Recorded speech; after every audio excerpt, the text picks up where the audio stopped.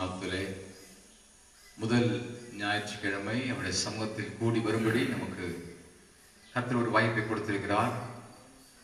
இந்த முதல் நாளிலே இந்த நிகழ்ச்சியை நீங்கள் இருக்கிற இடங்களிலே பார்த்து கொண்டிருக்கிறவங்க எல்லாரையும் இயேசுவின் நாமத்தினாலே நாங்கள் நன்றியோடு வாழ்த்துகிறோம். ஆண்டவருக்கு மகிமை உண்டாகட்டும். கர்த்தர் நம்மை ஆசீர்வதிப்பாராக. நம்ம ஜெபம் பண்ண போகிறோம். ஜெபம் பண்ணி இந்த மாதத்தினுடைய முதல் ஞாயிற்றுக்கிழமை ஆரம்பிக்க போகிறோம்.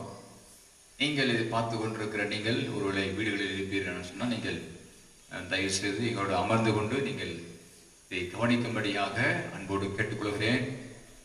கர்த்தர் நம்மை ஆசீர்வதிப்பார். நம்ம ஜெபம் பண்ண போகிறோம். அல்லேலூயா. பரிசுத்த பிதாவே, நம்முடைய நாமத்தினாலே இந்த காலை வேளையிலே நன்றியோடு நாங்கள் நம்மை துதிக்கிறோம். கடந்த மாதங்கள் எல்லாம் ஆண்டவர் மிக அருமையாக எங்களை நடத்தினீர், பாதுகாத்தீர், கிருபையாக எங்களை நடத்தினீர். உம்முடைய பாதுகாப்பு, உம்முடைய பிரசன்னம் ஒவ்வொரு நாளும் எங்களுக்கு துணையாக இருந்ததற்காக நாங்கள் ஜெபம் பண்ணுகிறோம். இந்த நாளிலே பரிசுத்த ஆவியானவர் நீங்க உங்க நாமத்தை மகிமைப்படுத்தும்படியாக நீர் வந்து ஊழியம் செய்யும்படியாக நீர் வந்து இந்த காலையிலே ஒவ்வொரு மக்களையும் ஆசீர்வதிக்கும்படியாக ஒவ்வொரு பாடல் மூலமாக, ஆராதனை மூலமாக, ஆண்டவரே உங்களுடைய வார்த்தையின் மூலமாக எங்களோட கர்த்தர் இன்றைக்கு நீர் வெளிப்படும்படி நான் ஜெபிக்கிறேன். பரிசுத்த ஆவி உதவி செய்வீராக. ஆண்டவருக்கு மட்டும் மகிமை உண்டாகட்டும். ஆண்டவரே உமக்கு ஸ்தோத்திரம். நீர் பரிசுத்தர், நீர் அற்புதமானவர், அதிசயமானவர். ஆண்டவரே உமது நாம மாத்திரம் மகிமைப்படட்டும். இந்த ஆண்டவர் இந்த காலங்களிலே ஆண்டவரை நாங்கள் பற்றிக்கொள்ள, ஆண்டவர் நாமத்தை உயர்த்த ஆண்டவராக இயேசு எங்களுக்கு உதவி செய்வீராக. இயேசு கிறிஸ்துவின் நாமத்திலே ஜெபிக்கிறேன் எங்க நல்ல பிதாவே. ஆமென், ஆமென். கர்த்தர் நம்மை ஆசீர்வதிப்பார். நாம் ஒரு பாடலை பாடுவோம். பிள்ளைகள் சேர்ந்து ஒரு பாடலை பாடுவார்கள். நாம் பாடலை கற்றுக்கொள்வோம், சேர்ந்து பாடுவோம். கர்த்தருடைய நாமத்திற்கு மகிமை உண்டாவதாக. ஆமென். ஜீசஸ்.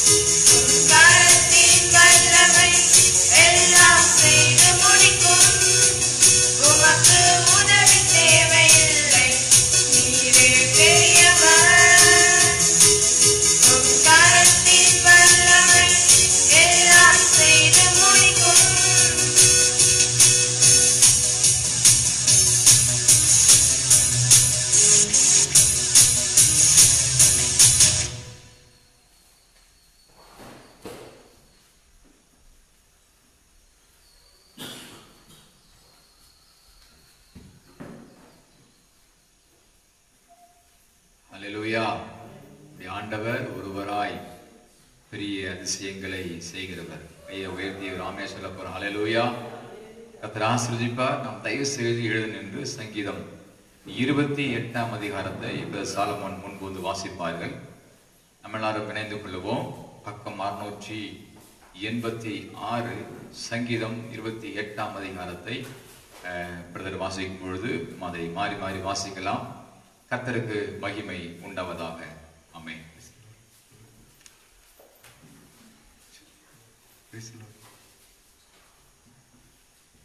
சங்கீதம் 28. என் கண்மலையாகிய கர்த்தாவே, உம்மை நோக்கி கூப்பிடுகிறேன். நீர் கேளாதவர் போல மௌனமாயிராதேயும். நீர் மௌனமாயிருந்தால் நான் குழியில் இறங்குகிறவர்களுக்கு ஒப்பாவேன்.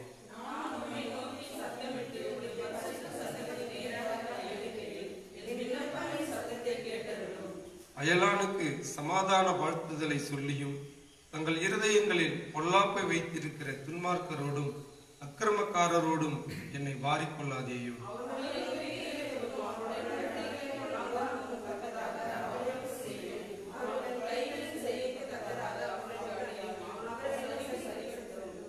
அவர்கள் கர்த்தருடைய செய்கைகளையும் அவர் கரத்தின் கிரியைகளையும் கவனியாதபடியால் அவர்களை இடித்து போடுவார், அவர்களை கட்ட மாட்டார். கர்த்தர் என் பலனும் என் கேடகமாயிருக்கிறார். என் இருதயம் அவரை நம்பி இருந்தது. நான் சகாயம் பெற்றேன். ஆகையால் என் இருதயம் களி கூறுகிறது. என் பாட்டினால் அவரை துதிப்பேன்.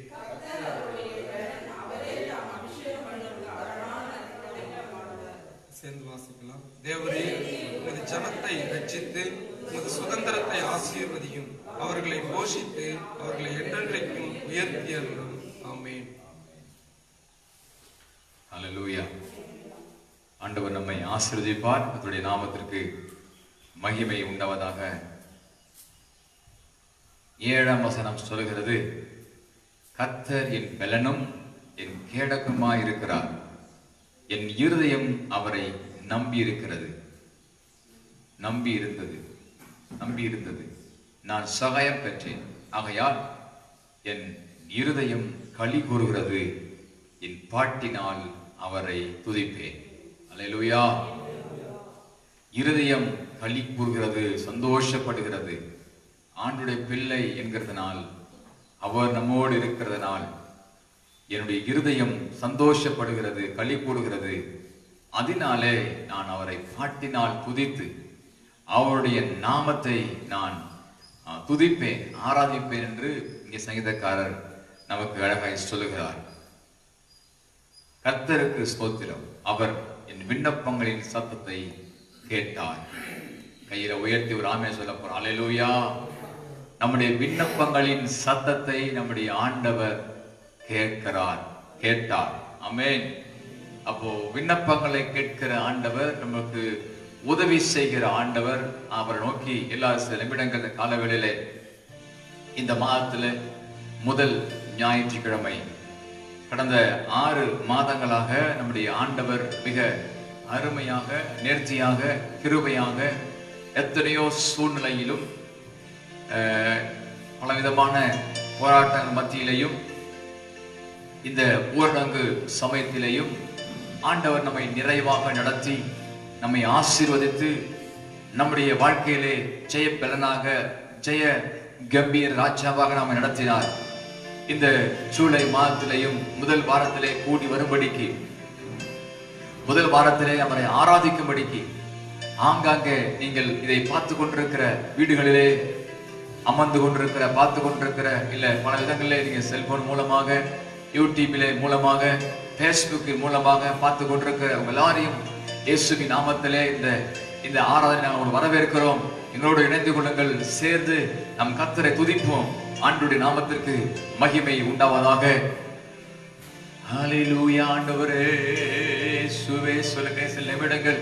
ஆண்டவரே, கடந்த நாள் எல்லாம் எங்களை மிக அருமையாய் கர்த்தர் நடத்தீரே, சூழ்ந்து கொண்டீரே, ஆசீர்வதித்தீரே, பாதுகாத்தீரே, எங்களை விடுதலை ஆக்கினீரே, நன்மை செய்திருக்கிறீரே, ஆசீர்வதித்திருக்கிறீரே, அற்புதங்கள் செய்திருக்கிறீரே, எங்களை கைவிடாத நேசரே, நாங்கள் உம்மை நன்றியோடு உம்மை ஆராதனை செய்கிறோம். அல்லேலூயா. ஆமென். அல்லேலூயா. இயேசுவே, உம்மை துதிக்கிறோம், உம்மை துதிக்கிறோம், உம்மை துதிக்கிறோம். சொல்லுங்க சில நிமிடங்கள். பிதாவே, உம்முடைய நாமம் வல்லமை உள்ளது. இயேசுவே, ஹல்லேலூயா. ஆராதிப்பேன் உம்மை நான் முழு மனதுடனே, ஒவ்வொரு நாட்களிலும் பிரியாமல் கடைசி வரை, ஒவ்வொரு நிமிடமும் கிருபையால் நடத்திடுவார். ஆண்டவரே, எங்களை ஒவ்வொரு நாள் நடத்துகிறவர், எங்களை ஆசீர்வதிக்கிறவர், எங்க வாழ்க்கையிலே பலனாயிருக்கிறவர். ஆண்டவரே, நாங்கள் நன்றியோடு துதிக்கிறோம். நம்ம சொல்ல போத காலையிலே, ஆண்டவரே, எங்களோடு இருக்கிற கர்த்தருடைய ஆவியானவரே, மகிமை ஆவியானவரே, வல்லமை ஆவியானவரே, அற்புதத்தின் ஆவியானவரே, உம்மை நாமத்தினாலே நன்றியோடு நாங்கள் துதிக்கிறோம். அல்லேலூயா. ஆண்டவரே இயேசுவே, உம்மை துதிக்கிறோம். கர்த்தருடைய ஆவியானவரே, உம்மை ஸ்தோத்திரிக்கிறேன். நீர் நல்லவர், நல்லவர், நல்லவர். யெகோவா ஷாலோம், யெகோவா ஷம்மா, யெகோவா நிசி, எல் ஷடாயின் கர்த்தரே, மகத்துவமானவரே, உம்முடைய நாமத்தினாலே நன்றியோடு உம்மை துதிக்கிறோம். அல்லேலூயா. ஆமென். வானம் உமது சிங்காசனம், பூமி உந்தன் பாதப்படி, நாங்கள் உந்தன் தேவ ஆலயம், நீர் தங்கும் தூய ஸ்தலம், சகலமும் படைத்த என் தேவா, நீ நித்திய சிருஷ்டிகரே. சொல்லுங்க. நீர் பரிசுத்த பரிசுத்த பரிசுத்த எங்கள் பரலோக ராஜாவே, இந்த வானம் பூமி உள்ளோர் யாவும் உந்த நாமத்தை உயர்த்தட்டுமே. கெருபீன்கள், செராபீன்கள் ஓய்வின்றி உம்மை போற்றுதே. பூலோக திருசபையெல்லாம் ஓய்வினை போற்றுதே. அவரே பரிசுத்தர் என்று சொல்லி பாடி எல்லாரும் சேர்ந்து காலை வேளையிலே ஆண்டவரை மகிமைப்படுத்துவோம். ஆங்காங்கே பார்த்து கொண்டிருக்கிற நீங்க எங்களோடு இணைந்து பாடி தேவனுக்கு மகிமை செலுத்த போறோம். ஹல்லேலூயா.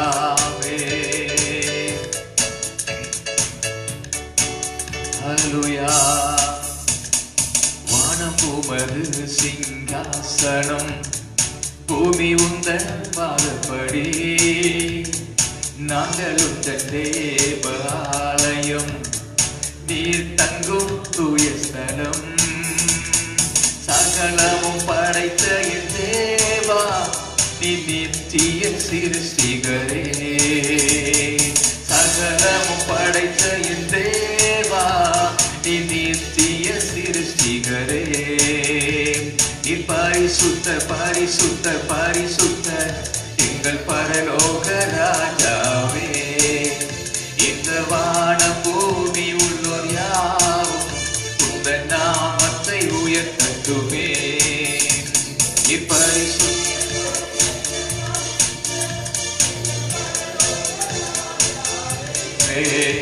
இந்த வான பூமி உள்ளோர் யாவும் உந்தன் நாமத்தை உயர்த்தட்டுமே. கேருபீன் சேராபீன்கள் ஓய்வின்றி உம்மை போற்றுதே. உலோக திருசபையெல்லாம் ஓய்வின்றி உம்மை போற்றுதே. கேருபீன் சேராபீன்கள் ஓய்வின்றி உம்மை போற்றுதே. உலோக திருசபையெல்லாம் ஓய்வின்றி உம்மை போற்றுதே. நீர் பரிசுத்தர் பரிசுத்தர் எங்கள் பரலோக ராஜாவே. இந்த வான பூமியுள்ளோர் யாவும் உந்தன் நாமத்தை உயர்த்தட்டுமே. அவர் பரிசுத்தர். நீர் பரிசுத்தர் பரிசுத்தர் பரிசுத்தர் எங்கள் பரலோக ராஜாவே. இந்த வான பூமியுள்ளோர் யாவும் உந்தன் நாமத்தை உயர்த்தட்டுமே.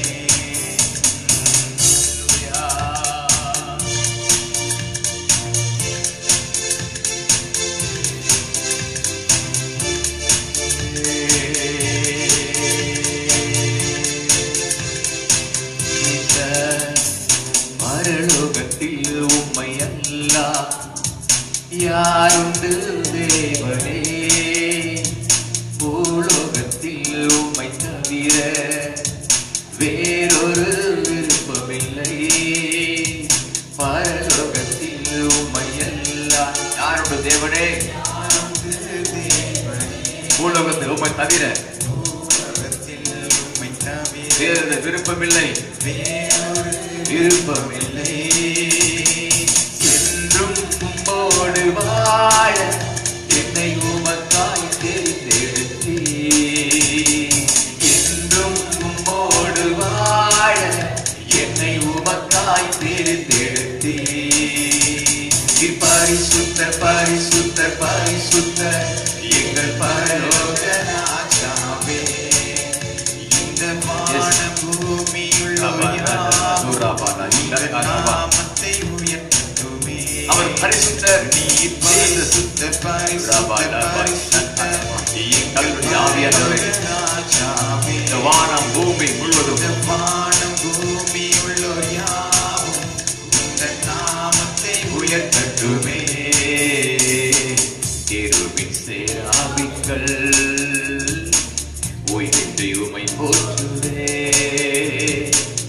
உலோக திருசபையெல்லாம் ஓய்வின்றி உம்மை போற்றுதே. நீர் பரிசுத்தர் பரிசுத்தர் பரிசுத்தர் எங்கள் பரலோக ராஜாவே. இந்த வான பூமியுள்ளோர் யாவும் உந்தன் நாமத்தை உயர்த்தட்டுமே. நீர் பரிசுத்தர் பரிசுத்தர் பரிசுத்தர் எங்கள் பரலோக ராஜாவே. வானம் பூமி எல்லாம் இந்த வான பூமியுள்ளோர் யாவும் இந்த நாமத்தை உயர்த்தட்டுமே.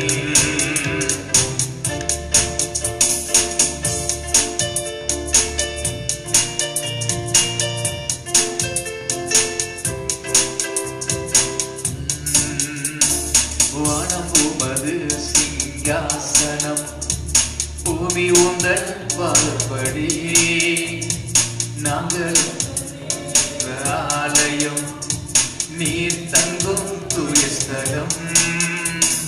வானம் உமது சிங்காசனம், பூமி உந்தன் பாதபடி, நாங்கள் உங்கள் தேவன் ஆலயம், நீர் தங்கும் தூய ஸ்தலம், சகலமும் படைத்த என் தேவா, நீ நித்திய சிருஷ்டிகரே. சகலமும் படைத்த என் தேவா, நீ நித்திய சிருஷ்டிகரே. நீ பரிசுத்தர் பரிசுத்தர் பரிசுத்தர் எங்கள் பரலோக ராஜாவே. இந்த வான பூமியுள்ளோர் யாவும் உந்த நாமத்தை உயர்த்தட்டும். அவரே பரிசுத்தர், பரிசுத்தர் பரிசுத்தர் பரிசுத்தர் எங்கள் பரலோக ராஜாவே. இந்த வான உந்த நாமத்தை உயர்த்துமே. அதிகாலையில் சூரியனை பார்க்கையிலே என் தேவன் உறங்காதவர் என்று அறிவே. குருவிகள் குரலை கேட்கையில் தேவன் கேட்கிறார். என் பயம் அறிவார், கண்ணீர் காண்பார், அழுகையை துடைப்பார். எனக்கொரு தேவனோடு அவர் என்னை காண்கிறார். அவர் என்றென்றும் என்னை காண்கிறார், என்னை காண்கிறார். எல்லோய் என்னை காணும் தேவனே. செல்ரோய் என்னை காணும் தேவனே. எல்லோய் என்னை காணும் தேவனே.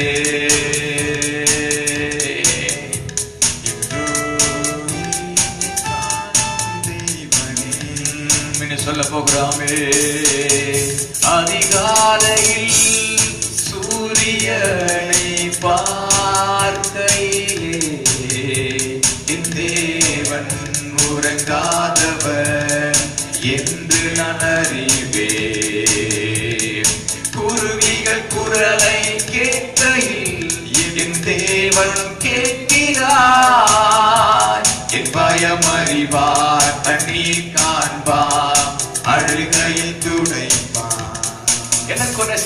எனக்கொரு தேவன் உண்டு, அவர் என்னை காண்கிறார். என்னை காண்கிறார், என்னை காண்கிறார். எல்லோய் என்னை காணும் தேவனே. எல்லோய் என்னை காணும் தேவனே. அல்லேலூயா. எல்லோய் என்னை காணும் தேவனே. எல்லோய் என்னை காணும் தேவனே. மேகம் தடைப்பதை காண்பையில் நான் மனதில் ஜெபிக்கிறேன். இந்த உலகத்தின் மாயைகள் என்னை மேற்கொள்ள கூடாது. நதிகள் புரள்வதை காண்கையில் இதற்கும் மஞ்சிடே. அவர் அன்பு என்றும் மாறாது, என்றும் நமக்குண்டு. எனக்கொரு தேவன் உண்டு, அவர் என்னை காண்கிறார். அவர் என்றென்றும் என்னை காண்கிறார், என்னை காண்கிறார்.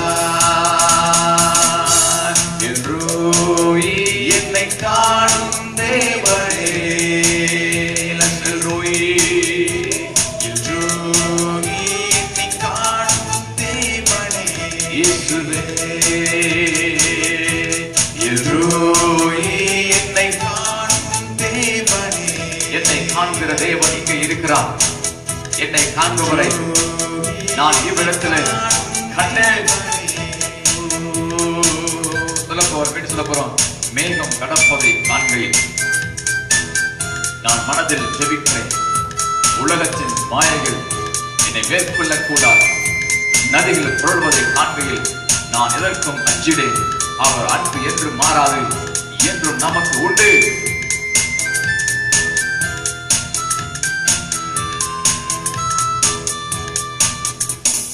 மேகம் கடப்பதை காண்கையில் நான் மனதில் ஜெபிக்கிறேன்.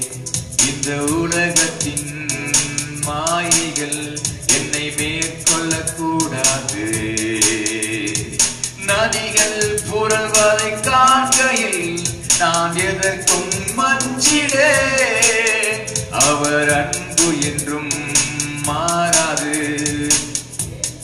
நமக்குண்டு. எனக்கொரு தேவன் உண்டு, அவர் என்னை காண்கிறார். அவர் என்றென்றும் என்னை காண்கிறார். என்னை காண்கிறார்.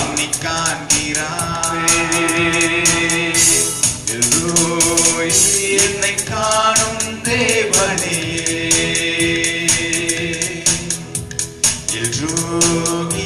என்னை காணும் தேவனே,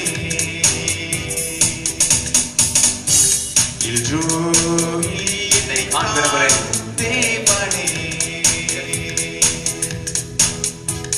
எல்ரோயி என்னை காணும் தேவனே,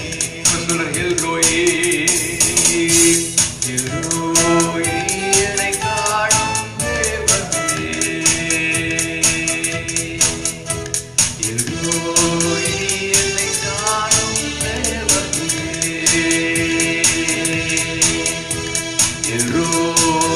என்னை காணும் தேவனே. அதிகாலையில் சூரியனை பார்க்கையிலே என் தேவன் உறங்காதவர் என்று நான் அறிவேன். குருவிகள் குரலை கேட்கையில் என் தேவனும் கேட்கிறான். என் பயம் அறிவார், கண்ணீர் காண்பார், அழுகையை துடைப்பார். எனக்கொரு தேவன் உண்டு, அவர் என்னை காண்கிறார். சொல்லுங்க, எனக்கு ஒரு தேவன் இருக்கிறார். என்னை காண்கிறார். கையில உயர்த்தி எல்ரோயி காண்கிறார். எல்லாம் சொல்லுவோமா? என்னை காணும் தேவனே. எல்லாம் சொல்லி சத்தம் உயர்த்தி எல்ரோயி.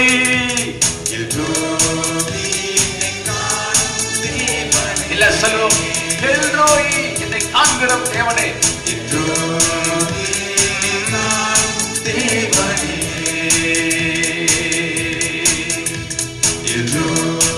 என்னை காணும் தேவனே,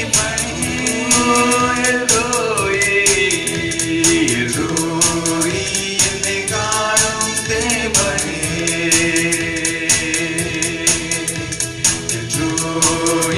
என்னை காணும் தேவனே. அல்லேலூயா, அல்லேலூயா, அல்லேலூயா, அல்லேலூயா, அல்லேலூயா, அல்லேலூயா. சொல்லுங்க. எல்ரோயி என்னை காணும் தேவனே.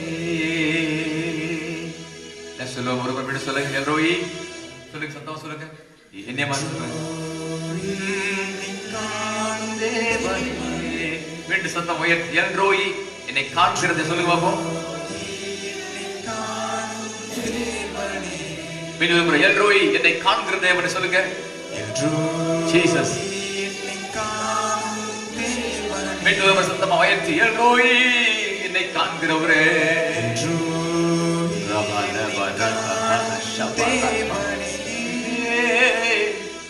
எல்ரோயி என்னை காணும் தேவனே. சொல்லுவோம்.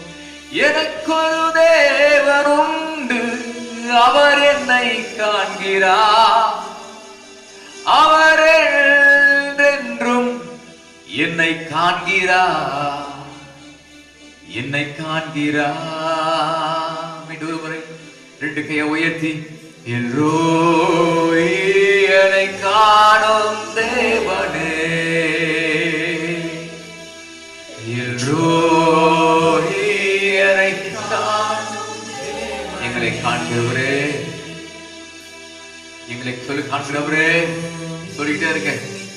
நம்மை காண்கிறவர், நம்மை காண்கிறவர். நம்முடைய பாரங்கள், நம்முடைய வேதனைகள், நம்முடைய சஞ்சலங்கள், நம்முடைய பிரச்சனைகள், நம்முடைய தோல்விகள், நம்முடைய வெற்றிகள், நம்முடைய வாழ்க்கையுடைய எல்லா நிலைமைகள் நம்மை காண்கிற சொல்லிட்டு என்னை காண்கிறவரை இயேசுவே. ஆகார் தனிமையில் விடப்பட்ட பொழுது மரணத்தோடு போராட்டத்தோடு இருந்து கொண்டிருக்க பொழுது, எல்லாராலும் கைவிடப்பட்டு துரத்தப்பட்டு வாழ்க்கையில எல்லா அவமானங்களையும் சந்தித்து இனி செத்தான் நலமாயிருக்கும் என்கிற எண்ணத்தோடு புலம்பிக் கொண்டிருக்கிற பொழுது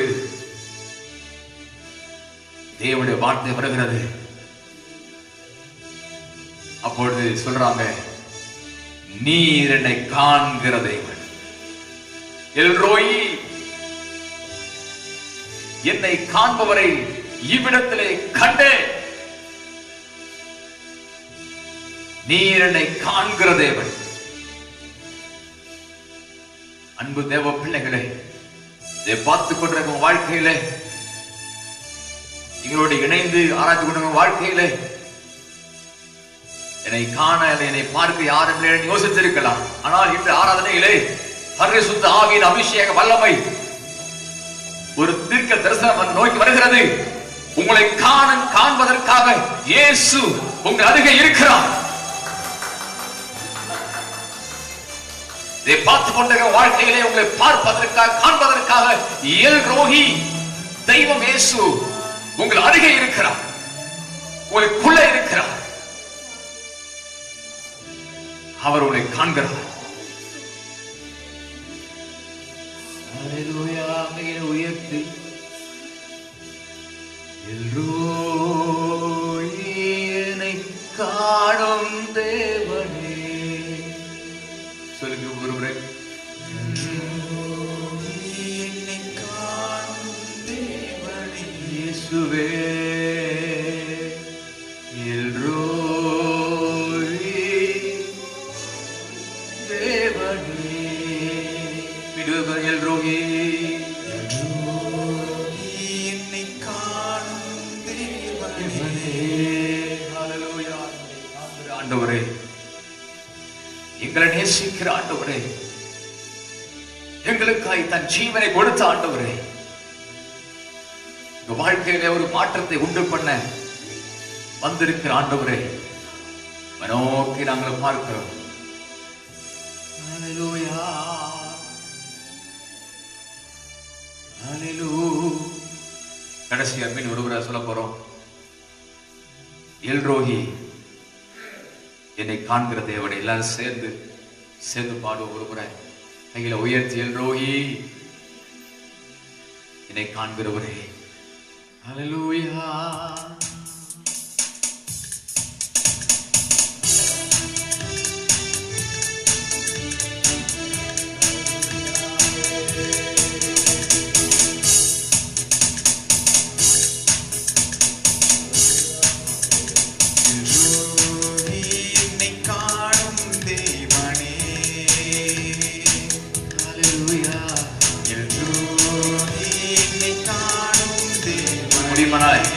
கரங்களை தருவிட பாட, கையை பாடுவோம், கையை தட்டி பாடுவோமா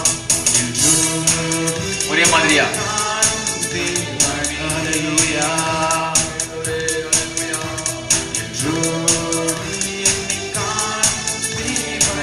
இயேசுவே, எல்ரோய், என்னை காணும் தேவனே, எல்ரோய், என்னை காணும் தேவனே.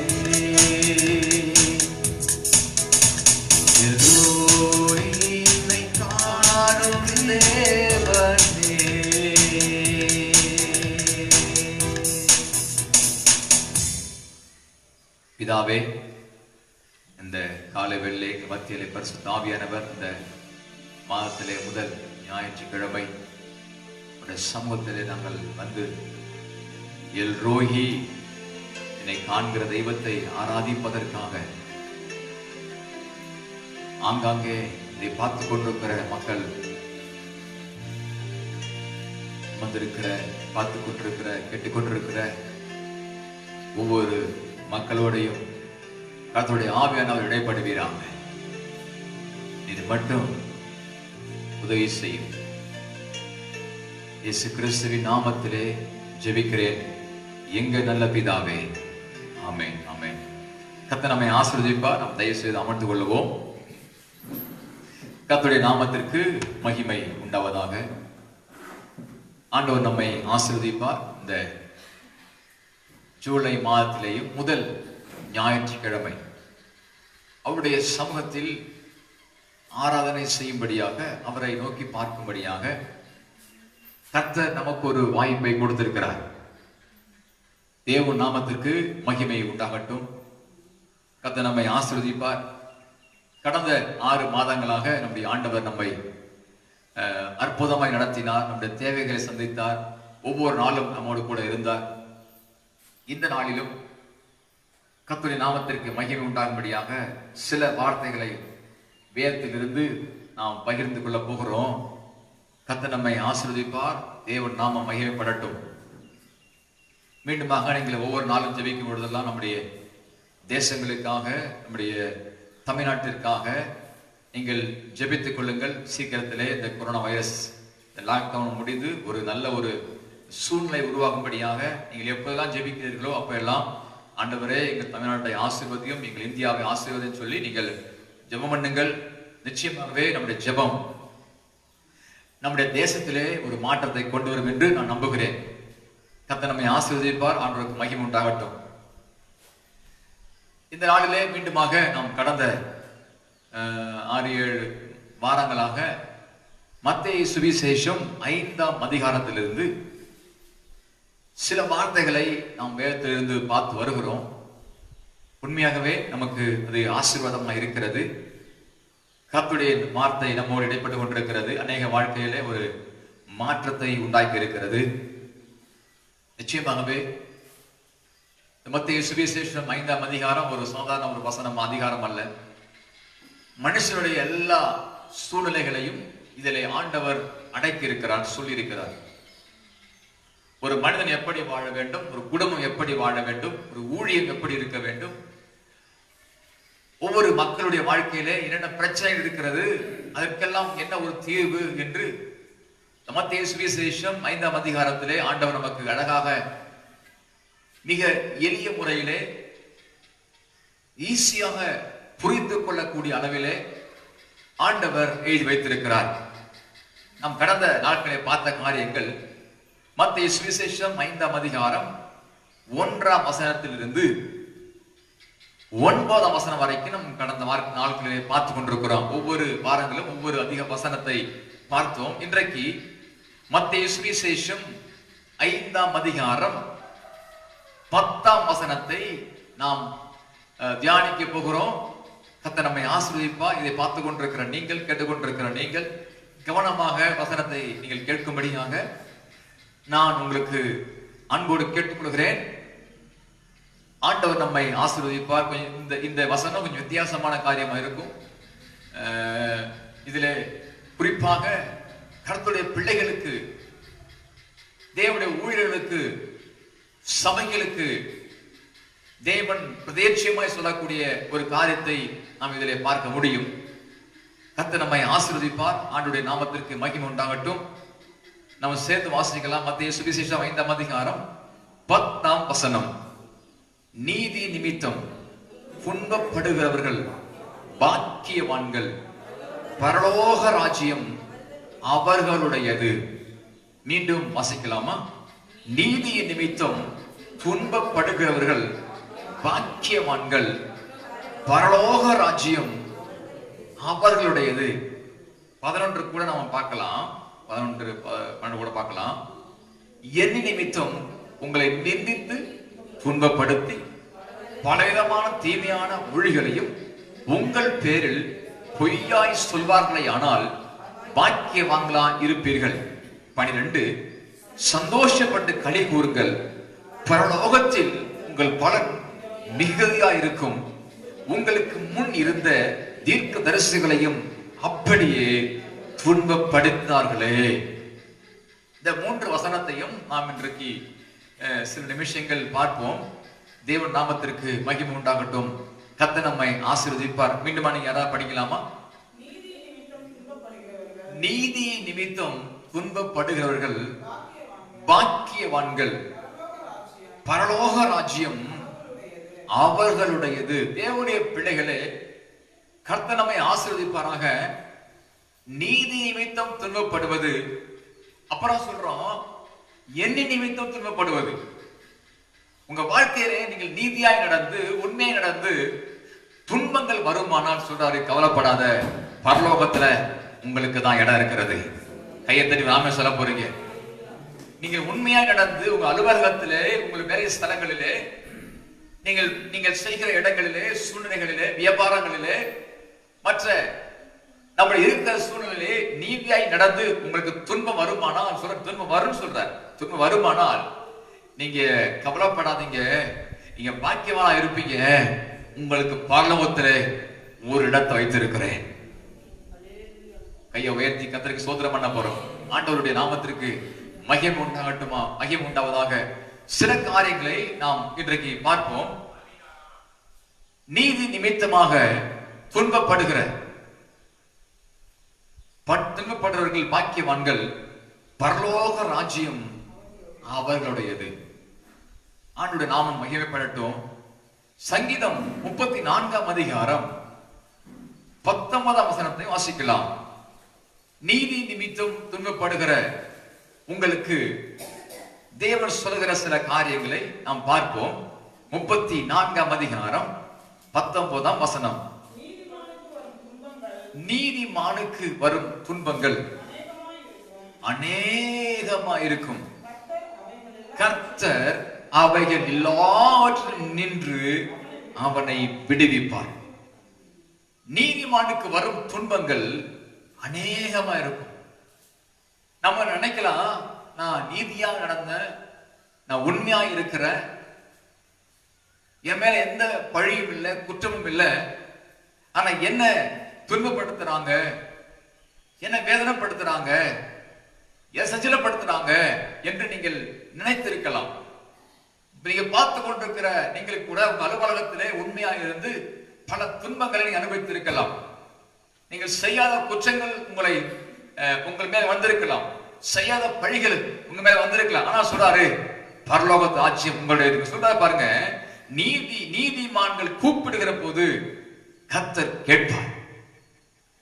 நீதி நிமித்தமாக நீதிமானா இருந்து துன்பப்படுகிற பொழுது, நீங்க கூப்பிடும் பொழுது, ஜெபிக்கும் பொழுது, கதறும் பொழுது கர்த்தர் கேட்பார். கையில உயர்த்தி ஒரு ஆமென் சொல்ல போறோம். ஆபேலின் ரத்தம் தேவ நோக்கி கூப்பிட்டு கொண்டிருக்கிறது. அவன் நீதிமானா இருந்தான். ஆனால் ஆபேல் தேவனுக்கு பலி செலுத்தும்படியாக அவன் நீதிமான் இருந்தபடினாலே அவன் பலி செலுத்த போகிறான். காயினும் பலி செலுத்த வருகிறான். கர்த்தர் ஆபேலுடைய காணிக்கையை ஏற்றுக்கொண்டார், பலியை ஏற்றுக்கொண்டார். ஆனா காயினுடைய பலியை அவர் ஏற்றுக்கொள்ளவில்லை. அதே மாதிரி வாசிக்கிறோம். ஆனா அதன் நிமித்தமாக காயின் ஆபேல் கூட சகோதரனை கொலை செய்கிறார். நீதி நிமித்தமாக அங்கே ஒரு பெரிய பிரச்சனை நடக்கிறது. வேதத்தில் வாசிக்கிறோம், எபிரேயர் சொல்லப்பட்டிருக்கிறது 11 அதிகாரம் சொல்லப்பட்டு, எபிரேயர் 11 சொல்லப்பட்டிருக்கிறது, ஆபேல் ரத்தம் என்னை நோக்கி கூப்பிடுகிறது. எபிரேயர் 11 அதிகாரம் 4 வசனத்தை வாசிக்கலாம்.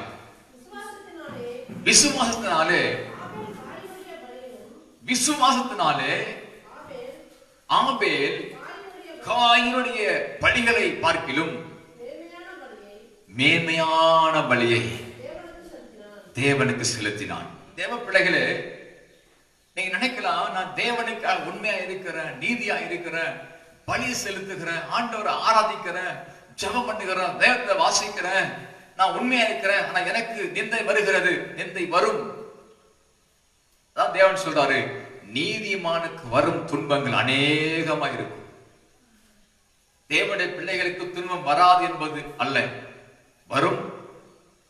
ஏனென்றால் அரசாங்கம் என்ற உண்மையா இருக்கிற மக்களை மக்கள் ஏற்றுக்கொள்வது இல்லை. உண்மை பேசுகிற மக்களை ஜனங்கள் ஏற்றுக்கொள்வது இல்லை.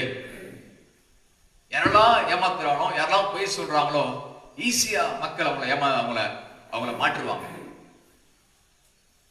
நிறைய பொய் சொல்லி ஈஸியா எவ்வளவு பணத்தை கொடுத்துருவாங்க.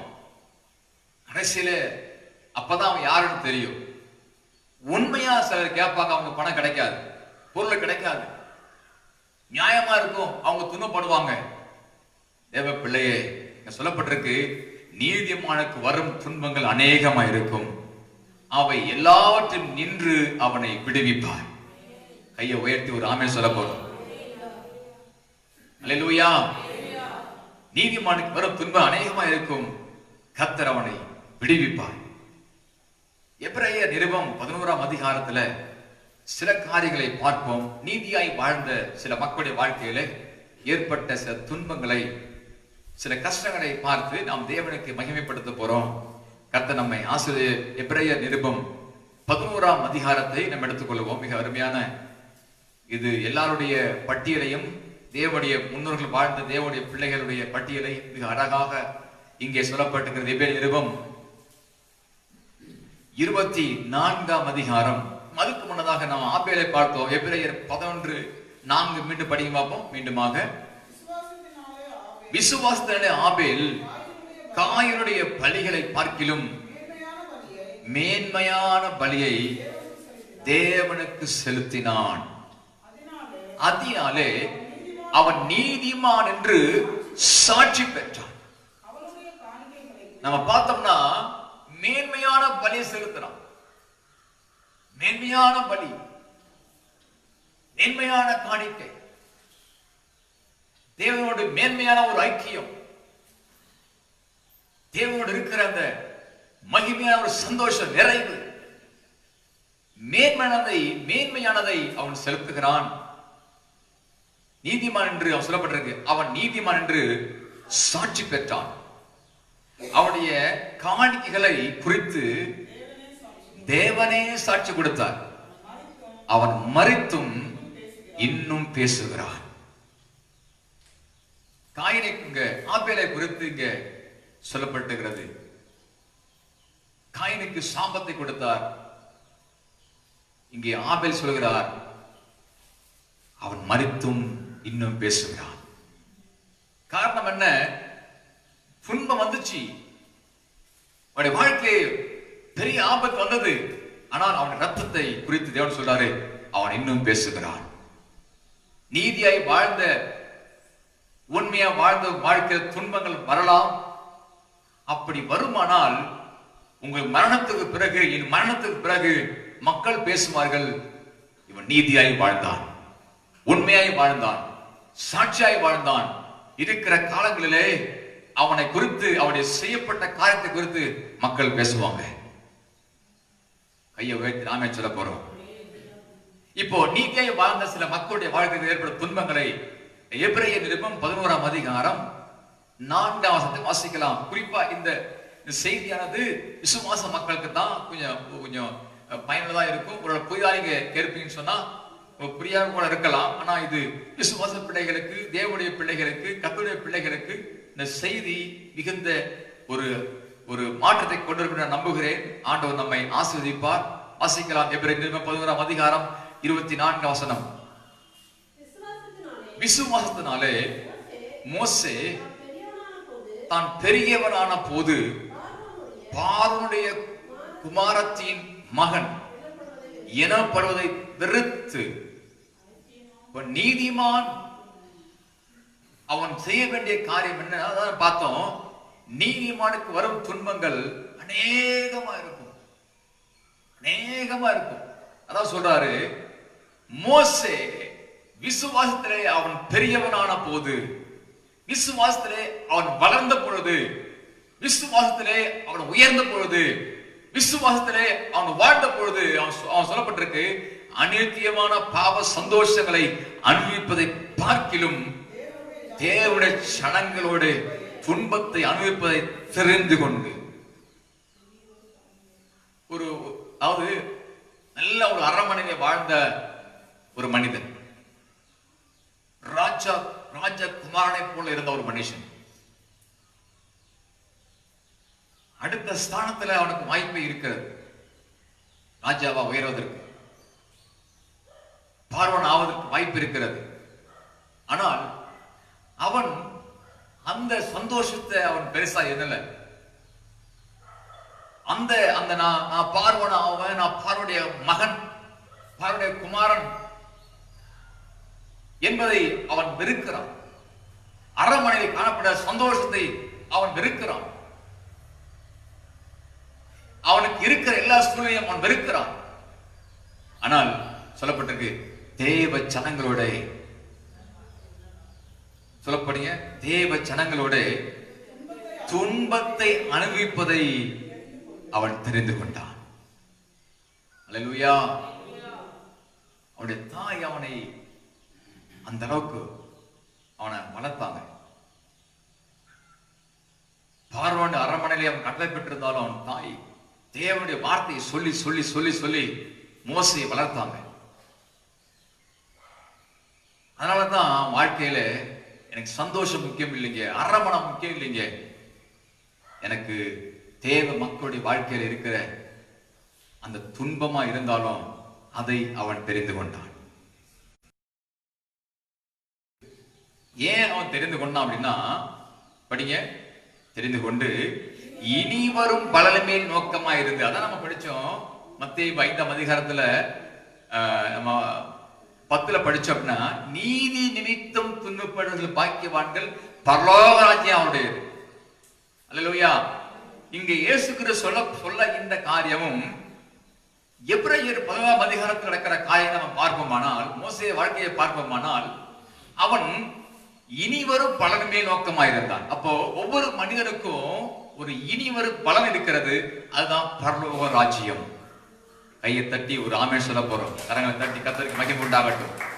ஒவ்வொரு மனிதனுக்கும் ஒரு இனி வருகிற ஒரு பலன் இருக்கிறது, அந்த பலன் தான் பரலோக ராஜ்யம். இந்த மோசே இந்த இயேசு கிறிஸ்து சொல்லப்பட்ட இந்த காரியத்தில் நாம் ஒற்றுமை பார்ப்போமானால், அப்பொழுதே மோசே துன்பத்தை தெரிந்து கொண்டு இனி வரும் பலன் மேல் நோக்கமாயிருந்தான். ஐயவட் ஆமென் சொல்லுவோமா? இனி வரும் பலன் மேல் அவன் நோக்கமாயிருந்தான். ஆண்டுடைய நாமத்திற்கு மகிமை உண்டாவதாக. நோக்கமாயிருந்து எகிப்தில் உள்ள பொக்கிஷங்களிலும், பொக்கிஷம் அவனுக்கு கிடைக்க இல்லாத பொருளே கிடையாது, அப்படிப்பட்ட ஒரு ஸ்தானத்தில் இருந்த ஒரு மனுஷன் இப்ப சொல்ல கிறிஸ்துவின் நிமித்து வரும் நிந்தையை அதிக பாக்கியம் என்று எண்ணினான். அழகா இந்த நீதிமானுக்கு வரும் துன்பங்கள் அநேகமா இருக்கும். நீதி நிமித்தம் துன்பப்படுகிற பாக்கியவான்கள். அப்ப சொல்றா பாருங்க, இனி வரும் பலமே நோக்கமாயிருந்து எகிப்தில் உள்ள பொக்கிஷங்களிலும் கிறிஸ்துவின் நிமித்தம் வரும் நிந்தையை அதிக பாக்கியம் என்று எண்ணி, அதிக பாக்கியம் என்று பரிசுத்தவான் எல்லாமே தனக்காக வாழல. இந்த எபிரேயர் 11ஆம் அதிகாரத்தில் நம்ம அதிகமா நம்ம பார்த்தோம்னா ரொம்ப ஒரு அழகான ஒரு புஸ்தகம். கர்த்தருடைய பிள்ளைங்க எப்படியெல்லாம் வாழ்ந்தாங்க என்பதை இங்க விசுவாச ஒரு பட்டியலை சொல்லப்பட்டிருக்கிறது. ஆண்டவருடைய நாமத்திற்கு மகிமை உண்டாகட்டும். அப்ப தொடர்ந்து படிங்க பார்ப்போம். விசுவாசத்தினாலே படிங்க, எடுத்துப்பாங்க. அதரிசனமானவை உறுதியா இருந்து ராஜாவுடைய கோபத்துக்கு பயப்படாமல் எகிப்தை விட்டு மோசே ஓடி போனான். ஏன் ஓடி போனான் அப்படின்னா, எகிப்தில் இருக்கிற அந்த சந்தோஷம், எகிப்தில் இருக்கிற அந்த அந்த அவனுக்கு, அதாவது எல்லா பாவ சந்தோஷங்கள் எல்லாவற்றையும் விட கிறிஸ்துவின் நிமித்தமாக, தேவன் நிமித்தமாக, தேவன் வைத்திருக்கிற ஒரு மகா பெரிய நன்மை எனக்கு வேண்டும் என்று அவன் புறப்பட்டு வெளியே வந்தான். அவனைத்தான் ஆண்டவர் எகிப்துள்ள மக்களை விடுதலையாக்குவதற்கு ஒரு தலைவனாக ஆண்டவர் தெரிந்து கொண்டார். ஐயா உயர்த்தி ஒரு ஆமென் சொல்ல போறோம். அல்லேலூயா. அவனை கர்த்தர் உயர்த்தினார். அவன் மூலமாக கர்த்தர் அதிசயங்களை செய்தார். செங்கடலை பிளந்தார். மோசே சொல்லுகிற பொழுது அற்புதங்கள் நடந்தது. 10 வாதைகளை மோசே வாழ்க்கையில் உண்டாக்கினார். ஆண்டவர் மோசே அப்படிப்பட்ட மனுஷனை தான் கர்த்தர் பயன்படுத்துகிறார். எனக்கு அன்பான தேவ பிள்ளைகளை, உங்க வாழ்க்கையில என்ன சொல்ல போகிறேன்னா, துன்பங்கள் வருமானால் நீங்கள் சந்தோஷப்படுங்கள். துன்பம் நாம தேடி போக வேண்டாம். ஆனா துன்பம் நம்ம தேடி வருமானால் நீங்கள் அதுல நீங்க கஷ்டமானதா, அதை தாங்க முடியாத விஷயம்தான். துன்பம், வேதனை, கஷ்டங்கள் நம்முடைய செய்யாத ஒன்று நமக்கு ஏற்படுகிற பொழுது அதை தாங்கிக் கொள்ள முடியாத ஒன்று தான். மனசு நிம்மதி இருக்காது. உண்மைதான். எல்லா காரியம்தான். ஆனா அதே சமயத்துல ஒரு நம்பிக்கை இருக்கிறோம், எனக்கு இதை விட ஒரு சந்தோஷம் பரலோகத்திலே இயேசு வைத்திருக்கிறார். கையில வீழ்த்தி நாமே சொல்ல போறோம். கர்த்தருக்கு மகிமை உண்டாகட்டும். விசுவாசத்தினாலே அவன் அதரிசனமானவைகளை தரிசிக்கிறது போல உறுதியாயிருந்து ராஜாவின் கோபத்துக்கு பயப்படாமல் எகிப்தை விட்டு போனான். விசுவாசத்தினாலே முதற் பேரானவனை சங்கரிக்கிறவன் இஸ்ரவேல் தொடாதபடிக்கு 29 இப்படிப்பட்ட மனித மூலகத்தான் தொடர்ந்து நீங்க விசுவாசம், அதாவது தேவனுடைய பிள்ளைங்க நீதி நிமித்தமாய் செய்யப்பட்ட காரியத்தோட நீங்க பாத்தீங்கன்னா 32 படிங்க. பின்னும் நான் என்ன சொல்லுவேன்? இவங்கெல்லாம் விசுவாசத்தினாலே நீதி நிமித்தத்திற்காக வாழ்ந்த தேவனுடைய பிள்ளைகள். விசுவாசத்தினாலே பாருங்க, பின்னும் நான் என்ன சொல்லுவேன்? கிதியோன், பாராக், சிம்சோன், யெப்தா, தாவீது, சாமுவேல் என்பவர்களையும் தீர்க்க தரிசிகளையும் விவரம் சொல்ல வேண்டுமானால் காலம் போதாது. 33 விசுவாசத்தினாலே அவர்கள் ராஜ்யங்களை ஜெயித்தார்கள். பாருங்க, அவங்களுக்கு துன்பம் வந்துச்சு, பிரச்சனை வந்தது, ராஜா ஒத்துக்கல, அங்க உள்ள மக்கள் ஒத்துக்கல. ஆனா அவங்க என்ன, நீதியை, அந்த தேவனுடைய நீதி, தேவனுடைய ராஜ்யத்துக்கு போகணும் என்பதற்காக, தேவனுடைய நீதிக்காக விசுவாசத்தினாலே அவர்கள் ராஜ்யங்களை ஜெயித்தார்கள். நீதி நிமித்தம் துன்பப்படுகிற பாக்கியவான்கள். நீதியை நடப்பித்தார்கள், வாக்கு தத்தங்களை பெற்றார்கள், சிங்கங்களின் வாய்களை அடைத்தார்கள். கையை உயர்த்தி ஒரு ஆமென் சொல்ல போறோம். சிங்கங்களின் வாய்களை அடைத்தார்கள். தானியேல் ஒரு குற்றம் கூட அவன் மேல கிடையாது. சொல்லக்கூடிய குற்றம் எதுவுமே கிடையாது. அவனுக்கு குற்றம் என்ன? தன் தேவன் நோக்கி அவன் ஜெபம் பண்ணுகிறான், அதான் குற்றம். எத்தனையோ குற்றம் பண்ணுவாங்க, அதெல்லாம் தெரியாது. ஜெபம் பண்ணுகிறான், ஆராதிக்கிறான், இயேசு வணங்குகிறான், அவருக்காக வாழ்கிறான், அது பெரிய குற்றம். அதுக்கு தண்டனை தெரியுமா? சிங்கங்கள் வாழ்கிற, சிங்கம் இருக்கிற கோகையை தூக்கி போட்டாங்க. சிங்கம் அவன் சேதப்படுத்தினதா? இல்ல, சிங்கத்தின் வாய்களை அடைத்தான். கர்த்தர் சிங்கத்தின் வாய்களை கட்டி போட்டார். அந்த தானியேலுடைய சிங்கக்கவியில போட்ட அந்த ராஜாவுக்கு ராத்திரா தூக்கம் இல்லை, அரண்மனை வாழ்க்கை, தூக்கம் இல்லை. தானிக்கு என்ன ஆச்சோ, என்ன ஒண்ணுமே அவனுக்கு புரியல. தானியுடைய வாழ்க்கை முடிஞ்சு போயிருக்கும், அவனுடைய எலும்பு இருக்கான்னு தெரியல. போய் பார்க்கலான்னு தான் வரான். அதிகாலை முடியாறான், தூக்கம் இல்லாம முடியாறான். பார்க்கலாம் சொல்றான், தானியேலே. அவன் சொல்ற வார்த்தை, தானியேலே நீ இடைவிடாமல் ஆராதிக்கிற உன் தேவன் உன்னை தப்பிக்க வல்லவரா இருந்தாரா? கையை தட்டி ஆமென் சொல்ல போறோம். ஆமென். ராஜாவுக்கு தெரியுதுங்க, தானியேல் நீதிமான், நீதி உள்ளவன். அவன் சொல்றான், நீ இடைவிடாமல் ஆராதிக்கிற உன் தேவன் உன்னை தப்பிக்க வல்லவரா இருந்தாரா? ஆம் ராஜாவை, நீ வாழ்க. சிங்கத்தின் வாய்க்கும் உம்முடைய கைக்கும் கர்த்தர் தப்புவித்தார். கையை தட்டி கர்த்தருக்கு ஒரு ஸ்தோத்திரம் மகிமைப்படுத்துவோம். நீதிமான் சிங்கத்தின் வாய்களை அடைப்பார்கள்.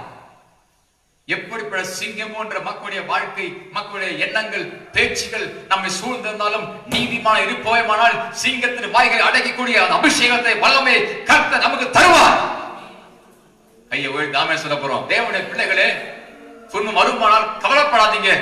நீதிமான் இருக்கும் பொழுது நிச்சயமாகவே கர்த்தர் சிங்கத்தின் வாய்களை அடைத்தவர். இன்றைக்கு நமக்கு எதாவது செயல்படுற எல்லா ஆவின் வல்லமை அடித்து தேவ பிள்ளை என்பதை தேவன் நிரூபிப்பார். சிங்கத்தின் வாய்களை அடைத்தார்கள். 34 அக்கினியின் உக்கிரத்தை அவிழ்த்தார்கள். அக்கினி சாத்ராக், மேஷாக், ஆபேத்நேகோ என்ன தப்பு பண்ணாங்க? அவங்க ஒரு தப்பு பண்ணல. அந்த வணங்கக்கூடாது, செலி வரக்கூடாது, அதான் இவன் இல்ல ஒத்துக்கல, கர்த்தரை வணங்குவான்னு சொல்லி வைராக்கியமா இருந்தான். அல்லேலூயா. கிடைச்ச பனிஷ்மெண்ட் என்ன தெரியுமா? அக்கினி, நெருப்பு, நெருப்பு சூளை, 7 மடங்கு சூளை. ராஜாவுக்கு கோவம் போச்சு. இன்னும் அதிகமாக்கடா, அதிகமாக்கடா, அதிகமாக்கடா. மாநில இருக்கு, அதெல்லாம் அதிகமாயிட்டே இருக்கிறான், நெருப்பு அதிகமாயிட்டே இருக்கு. ஆனா இவங்க எதுக்கும் அசரல. அல்லேலூயா. அவனை தூக்கி அந்த நெருப்புக்குள்ள தூக்கி போடுறாங்க. 3 பேர் தான் தூக்கி போடுறாங்க. தூக்கி போடுறவங்க சந்தோஷமா இருக்கிறாங்க. தூக்கி போட போனவன் கருகி செத்து போனான். இதை பார்த்து கொண்டிருக்கிற ராஜா துடித்து போனான். நம்ம தூக்கி போட்டது 3 பேரு, ஆனா 4 பேரு உள்ள வராங்க. 4வது நபருடைய சாயல் தேவ சாயலை போல் இருக்கிறது. அப்ப சொல்றான், சாத்ராக், மேஷாக், ஆபேத்நேகோ வெளில கொண்டு வராங்க. அவங்க தேவன் தான் தேவன் ஒரு முழக்கம் அங்க ஏற்பட்டது. ஒருவேளை அவங்க பயந்து போய் அவங்க சொல்றதெல்லாம் கேட்டிருந்தாங்க சொன்னா தேவன் நாம அங்க உயர்ந்திருக்காது. புண்ணு வந்தது, நெருப்புக்குள்ள போனாங்க. அதான் சொல்லப்பட்டிருக்கு, அக்கினியின் உக்கிரத்தை அவிழ்த்தார்கள். நெருப்புக்குள் நடந்து நெருப்பையே ஒண்ணுமில்லமாக்குனாங்க. அவங்க முடி கூட கருகவில்லை, முடி கூட கருகவில்லை, அவிழ்த்தார்கள். அப்புறம் பட்டய கருக்கினால் தப்பினார்கள், பலவினத்தில் பலன் கொண்டார்கள், யுத்தத்தில் வல்லவரானார்கள், அண்ணனுடைய சேனைகளை முறியடித்தார்கள். நீதி நிமித்தமாய் வருகிற துன்பங்கள். கர்த்தருடைய நாமத்திற்கு மகிமை உண்டாகட்டும். கர்த்தர் நம்மை ஆசீர்வதிப்பார். யோபு நீதி நிமித்தமாக அவன் துன்பப்படுகிறார். யோபுவின் புஸ்தகம் நம்ம 1ஆம் அதிகாரத்துல கூட நம்ம அதை பார்க்கலாம். நீதி நிமித்தம் துன்பத்தை நாம் கடைசியா ஒரு காரியத்தை பார்ப்போம். கர்த்தர் நம்மை ஆசீர்வதிப்பார். 1ஆம் அதிகாரம் 1ஆம் வசனம் சொல்கிறது யோபுவை குறித்து படிக்கலாம். ஊஸ் தேசத்திலே யோபு என்னும் பெயர் கொண்ட ஒரு மனுஷன் இருந்தார்.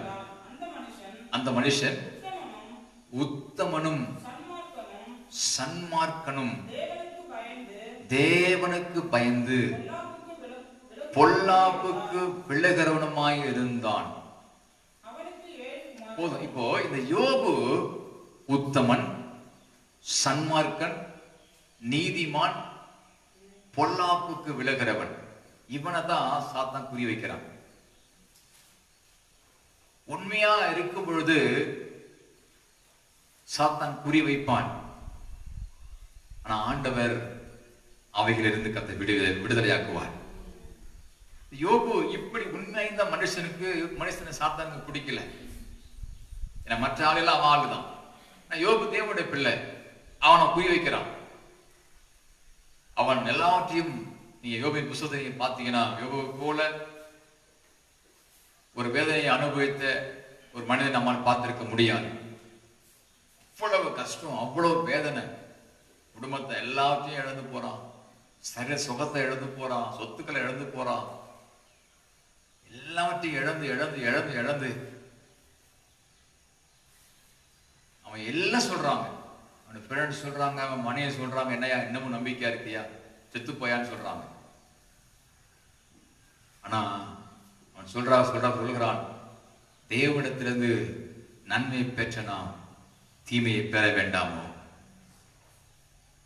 அந்த வார்த்தையெல்லாம் நீங்க பாத்தீங்கன்னா, என்னை கொன்று போட்டாலும் அவரை நம்புவேன், நான் விசுவாசிக்கிறவர் இன்னார் என்று அறிவேன், அவர் என்னை அண்ணால் வரைக்க காக்க வளரா இருக்கிறார். அந்நிய கண்கள் அல்ல, என் கண்களே காணும். இந்த மாம்சம் அழுகி போனாலும் நான் அவரை பார்ப்பேன். அந்த அந்த வார்த்தையை பார்த்தீங்களா? சொல்ற பாருங்க, உடம்புல ஒண்ணும் இல்லை, உடம்புலாம் அவனுக்கு பருக்கள், வேதனை, ஒன்னும் செய்ய முடியாத அளவுக்கு அவனுடைய உடம்பெல்லாம் வீணா போச்சு. பருக்கள், அப்படியே ஒரு தப்பு பண்ணாத மனுஷன். ஆனா சொல்றான், இந்த சரீரம் அப்படி அழுகி போனாலும் நான் அவரை பார்ப்பேன், அவரை தரிசிப்பேன், முகமும் காண்பேன். அந்நிய கண்கள் அல்ல, என் கண்களே காணும். அல்லேலூயா. இப்படி தன்னை இந்த சூழ்நிலையில நிச்சயமா யாரும் அந்த அளவுக்கு சொல்லிருக்க முடியுமான்னு தெரியல. ஆனா ஒவ்வொரு சூழ்நிலையிலும் ஃப்ரெண்ட்ஸு கூட துக்கப்பட்டு எல்லாம் அழுறாங்க. என்னடா யோபு உனக்கு வந்துச்சு, அவனுடைய எந்த ஆறுதலையும் அவன் என்ன பண்ணல, யாருடைய பேச்சையும் அவன் ஏற்றுக்கொள்ளவில்லை. அவனுடைய கண்களும் நீதிமானா இருந்தபடினாலே கர்த்தரை சார்ந்திருந்தது. யோபின் புஸ்தகம் 42ஆம் அதிகாரம் நம்ம வாசிப்போமானால், இப்படிப்பட்ட வாழ்ந்த ஒரு மனுஷனுக்கு 42ஆம் அதிகாரம் 2 படிங்க. தேவரீர் சகலத்தையும் செய்ய வல்லவர், நீ செய்ய நினைத்தது தடைப்படாது என்பதை அறிந்திருக்கிறேன். விசுவாச வார்த்தையை பாருங்க. 10 படிங்க. யோபு தன் சிநேகிதனுக்காக வேண்டிக் கொண்டதில் செய்த போது கர்த்தர் அவருடைய சிறையிருப்பை மாற்றினார். யோபுக்கு முன் இருந்த எல்லாவற்றை பார்க்கும் இரட்டத்தனையை கர்த்தர் அவனுக்கு தந்த. கையை தட்டி ஒரு ஆமே சிறப்பு, கர்த்தருக்கு மகிமை உண்டாகட்டும். நம்முடைய துன்பங்கள் நமக்கு வரும்பொழுது ஆண்டவர் பாப்பா, துன்பம் வரும்பொழுது என்ன மறுதளிக்கிறாங்களா, இல்ல என்னை விட்டு போறாங்களா, அல்லது நம்பிக்கையில கர்த்தர் பார்ப்பார். அந்த நேரத்துல விசுவாச வார்த்தையை நம்ம அறிக்கை செய்ய, ஏன்னா நம்ம நீதிமானா இருக்கும் பொழுது துன்பங்கள் வரலாம். அப்போ துன்பங்கள் வரும்பொழுது நாமும் உலகத்தோட போகாதபடிக்கு அந்த துன்பத்திலையும் தேவனை மாற்ற இன்பாக வைத்து முன்னேறி செல்கிற பொழுது, யோபை போல நாம் விசுவாசம் அறிக்கை செய்கிற பொழுது அந்த யோபுடைய வாழ்க்கையை பார்க்கிறோம். அவன் இழந்து போன எதை இழந்து போனானோ எல்லாவற்றையும் கர்த்தர் 2 மடங்கை திருப்பி கொடுத்தார். கையில உயர்த்தி கர்த்தரை ஸ்தோத்திரம் பண்ணுங்க. இழந்து போன வீடு, இழந்து போன மாடு, இழந்து போன பிள்ளைங்க, மனைவி மாத்த அவங்க மட்டும் தான் உயிரோட இருந்தாங்க கடைசி வரைக்கும். அவங்க மட்டும் தான், ஒண்ணு மட்டும்தான். அப்போ ஆண்டவர் அந்த நீதிமானை கர்த்தர் கைவிடவில்லை. சொல்ல படிச்சோம், நீதிமானுக்கு வரும் துன்பங்கள் அநேகமா இருக்கும், கர்த்தர் அவை எல்லாவற்றும் இருந்து அவனை விடுவிப்பார். அல்லேலூயா. இப்ப நீதியை வாழ்ந்த நீதி நிமித்தம் துன்பப்படுற மக்கள், நீதியாய் வாழ்ந்த மக்கள் துன்பங்கள். இப்போ அதே மத்தேயு சுவிசேஷம் 5ஆம் அதிகாரத்துல நம்ம மீண்டும் வரப்போறோம். தேவனுடைய நாமத்திற்கு மகிமை உண்டாவதாக. கர்த்தர் நம்மை ஆசீர்வதிப்பார். நாம் இதுவரைக்கும் நீதிமானுக்கு வரும் துன்பங்களை குறித்து பார்த்தோம். மிக வேகமாக சில காரியத்தை பார்ப்போம். கர்த்தர் நம்மை ஆசீர்வதிப்பார். 5ஆம் அதிகாரம் 11 படிங்க. 11 நான் முன்ன படிச்சோம், நீதிமானுக்கு வரும் துன்பங்கள். இப்போ என்னி நிமித்தம் உங்களை நிந்தித்து, கிறிஸ்துவை ஏற்றுக்கொண்டது நிமித்தமாக, கிறிஸ்துவை ஆராதிப்பது நிமித்தமாக, இயேசுடைய பிள்ளை என்ற நிமித்தம் ஊர்ல இயேசுக்கு ரட்சிக்கப்பட்டானா எதாவது பண்ணுவாங்க. அதெல்லாம் இப்ப நான் சொல்ல முடியாது. அந்த அளவுக்கு இருக்கும் சூழ்நிலைகள். கிறிஸ்துவை ஏற்றுக்கொண்டது நிமித்தமா சொல்றாரு, என்னி நிமித்தம் உங்களை நிந்தித்து துன்பப்படுத்தி பலவித தீமையான மொழிகளையும் உங்கள் பேரில் பொய்யாய் சொல்வார்களே, ஆனால் பாக்கியவான்களாய் இருப்பீர்கள். சந்தோஷப்பட்டு களி கூறுங்கள். உங்க பலன் எங்க தெரியும்னா, பரலோகத்திலே உங்கள் பலன் மிகுதியா இருக்கும். உங்களுக்கு முன் இருந்த தீர்க்க தரிசனம் அப்படியே செய்தார்கள், துன்பப்படுத்தினார்கள். அல்லேலூயா. லாசரு என்ற ஒரு மனுஷன் இருந்தான். அவனுடைய வாழ்க்கையில குறைவு இருந்தது, கஷ்டம் இருந்தது. ஆனால் அவனை ஆண்டவர் அந்த மோட்சத்திலே கொண்டு வந்தார். இளைப்பாறக்கூடிய பரதேசிலே வைத்திருந்தார். அதே ஊர்ல பெரிய செல்வந்தன் இருந்தான். அவன் எப்படி வாழ்ந்தான்? செல்வந்தனாலே அது வேற மாதிரிதான் இருப்பாங்க. சம்பீரமா வாழ்ந்தான். அப்படின்னா இஷ்டத்துக்கு வாழ்ந்தான் அர்த்தம். அவனும் மரித்தான். அவன் பாதாளத்துக்கு போகிறான். லாசரு உண்மையா இருந்தான், நீதியா இருந்தான், தனக்கு உணவும் பரவாயில்லை என்று எல்லாத்தையும் இருந்தான். ஆனால் அவன் தேற்றப்படுகிறான். இவனோ, அந்த ஐஸ்வர்யவனோ வேதனைப்படுகிறான். இது 2 பேரும் வாழ்ந்தாங்க தான். ஆனா முடிவு பரவத்துல பார்க்கும்பொழுது கீழ் இருக்கிற இந்த லாசரு மேலே போகிறான். உயர்ந்து இருக்கிற அந்தஸ்து இருக்கிற பண செலுத்து வாழ்ந்த மனிதன், மேலே இருக்கிற மனிதன் கீழே போகிறான். ஆண்டவர் இந்த பூமியில் வேண்டுமானால் இருக்கலாம், எட்டதாக இருக்கலாம். நான் பரலோகத்திலே நீதி மாத்ததான் மேல இருக்க முடியும்.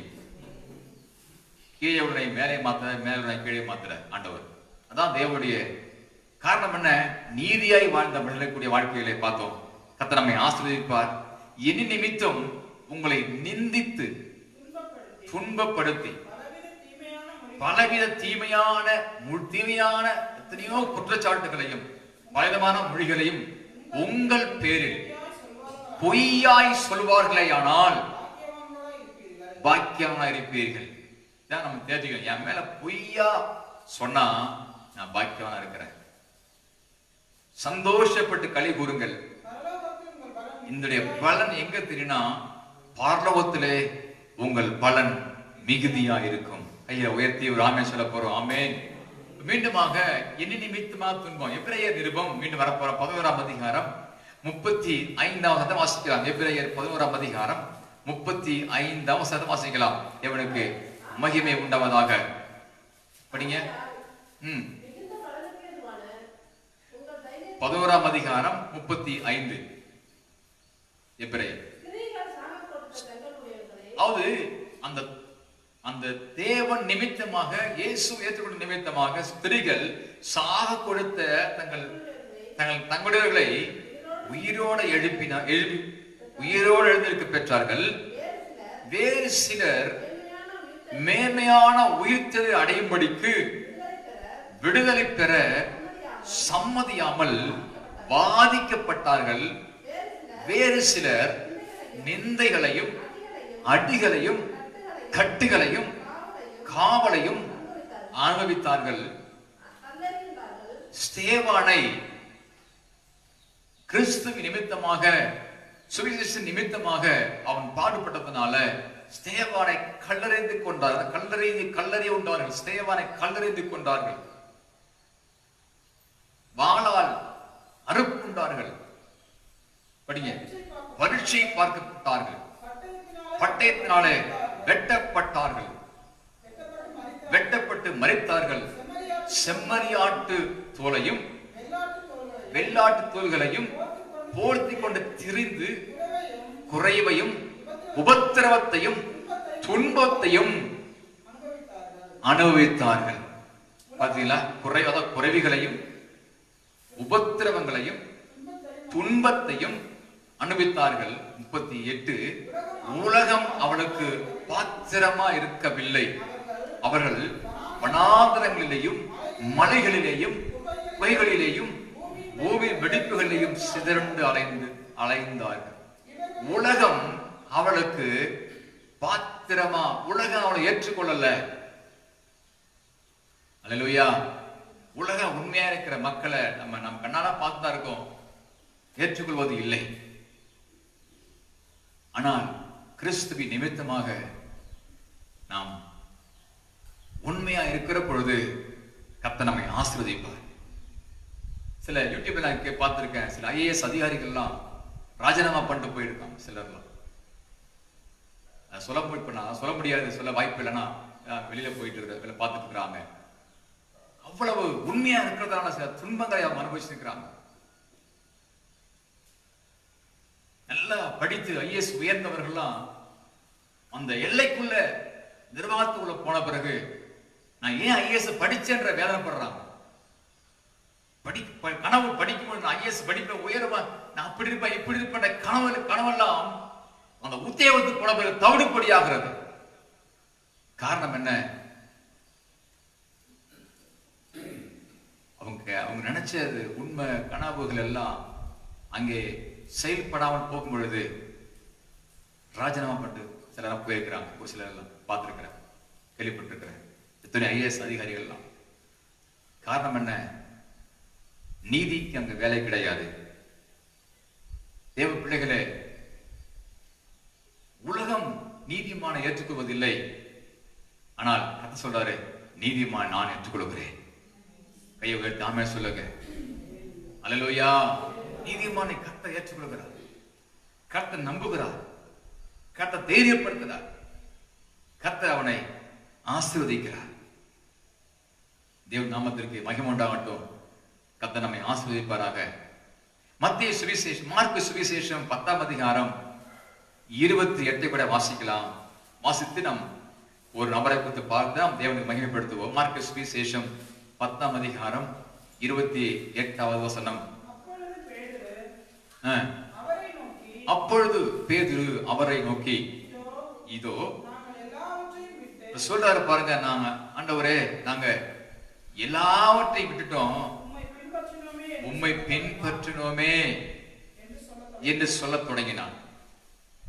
20 அதற்கு இயேசு பிரதியுத்தரமாக, என் நிமித்தமாகவும் சுவிசேஷ நிமித்தமாகவும் வீட்டையாவது சகோதரனையாவது சகோதரர்களையாவது தகப்பனையாவது தாயாவது மனைவியாவது பிள்ளைகளையாவது நிலங்களையாவது விட்டவன் எவனும் இப்பொழுது இம்மையிலே,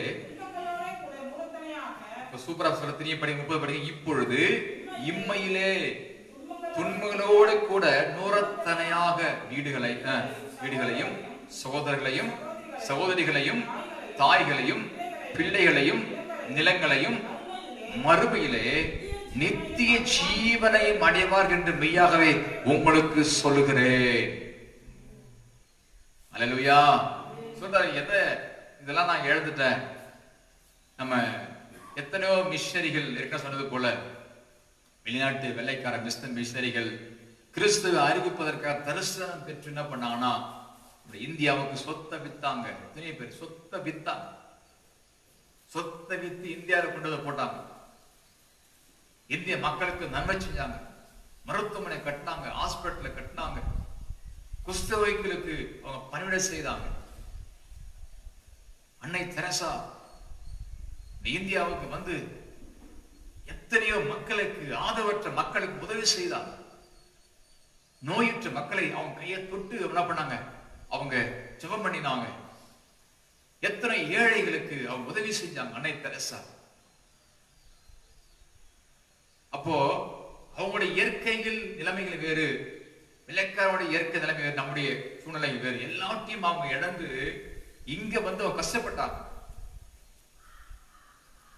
ஆனால் அண்ணா சொல்ல பாருங்க, இம்மையிலே படிங்க 30 இப்பொழுது இம்மையில இந்த உலகத்துல இந்த காரியத்துல துன்பங்களோடு கூட நூறத்தனையான வீடுகளையும் சகோதரர்களையும் சகோதரிகளையும் தாயையும் பிள்ளைகளையும் நிலங்களையும் மறுமையிலே நித்திய ஜீவன்.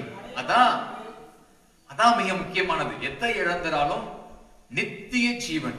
ஆண்டவர் இந்த பூமிக்கு இயேசு கிறிஸ்து வந்ததற்கு காரணம் என்னன்னா, நித்திய ஜீவனை மக்கள் இழந்துட்டாங்க.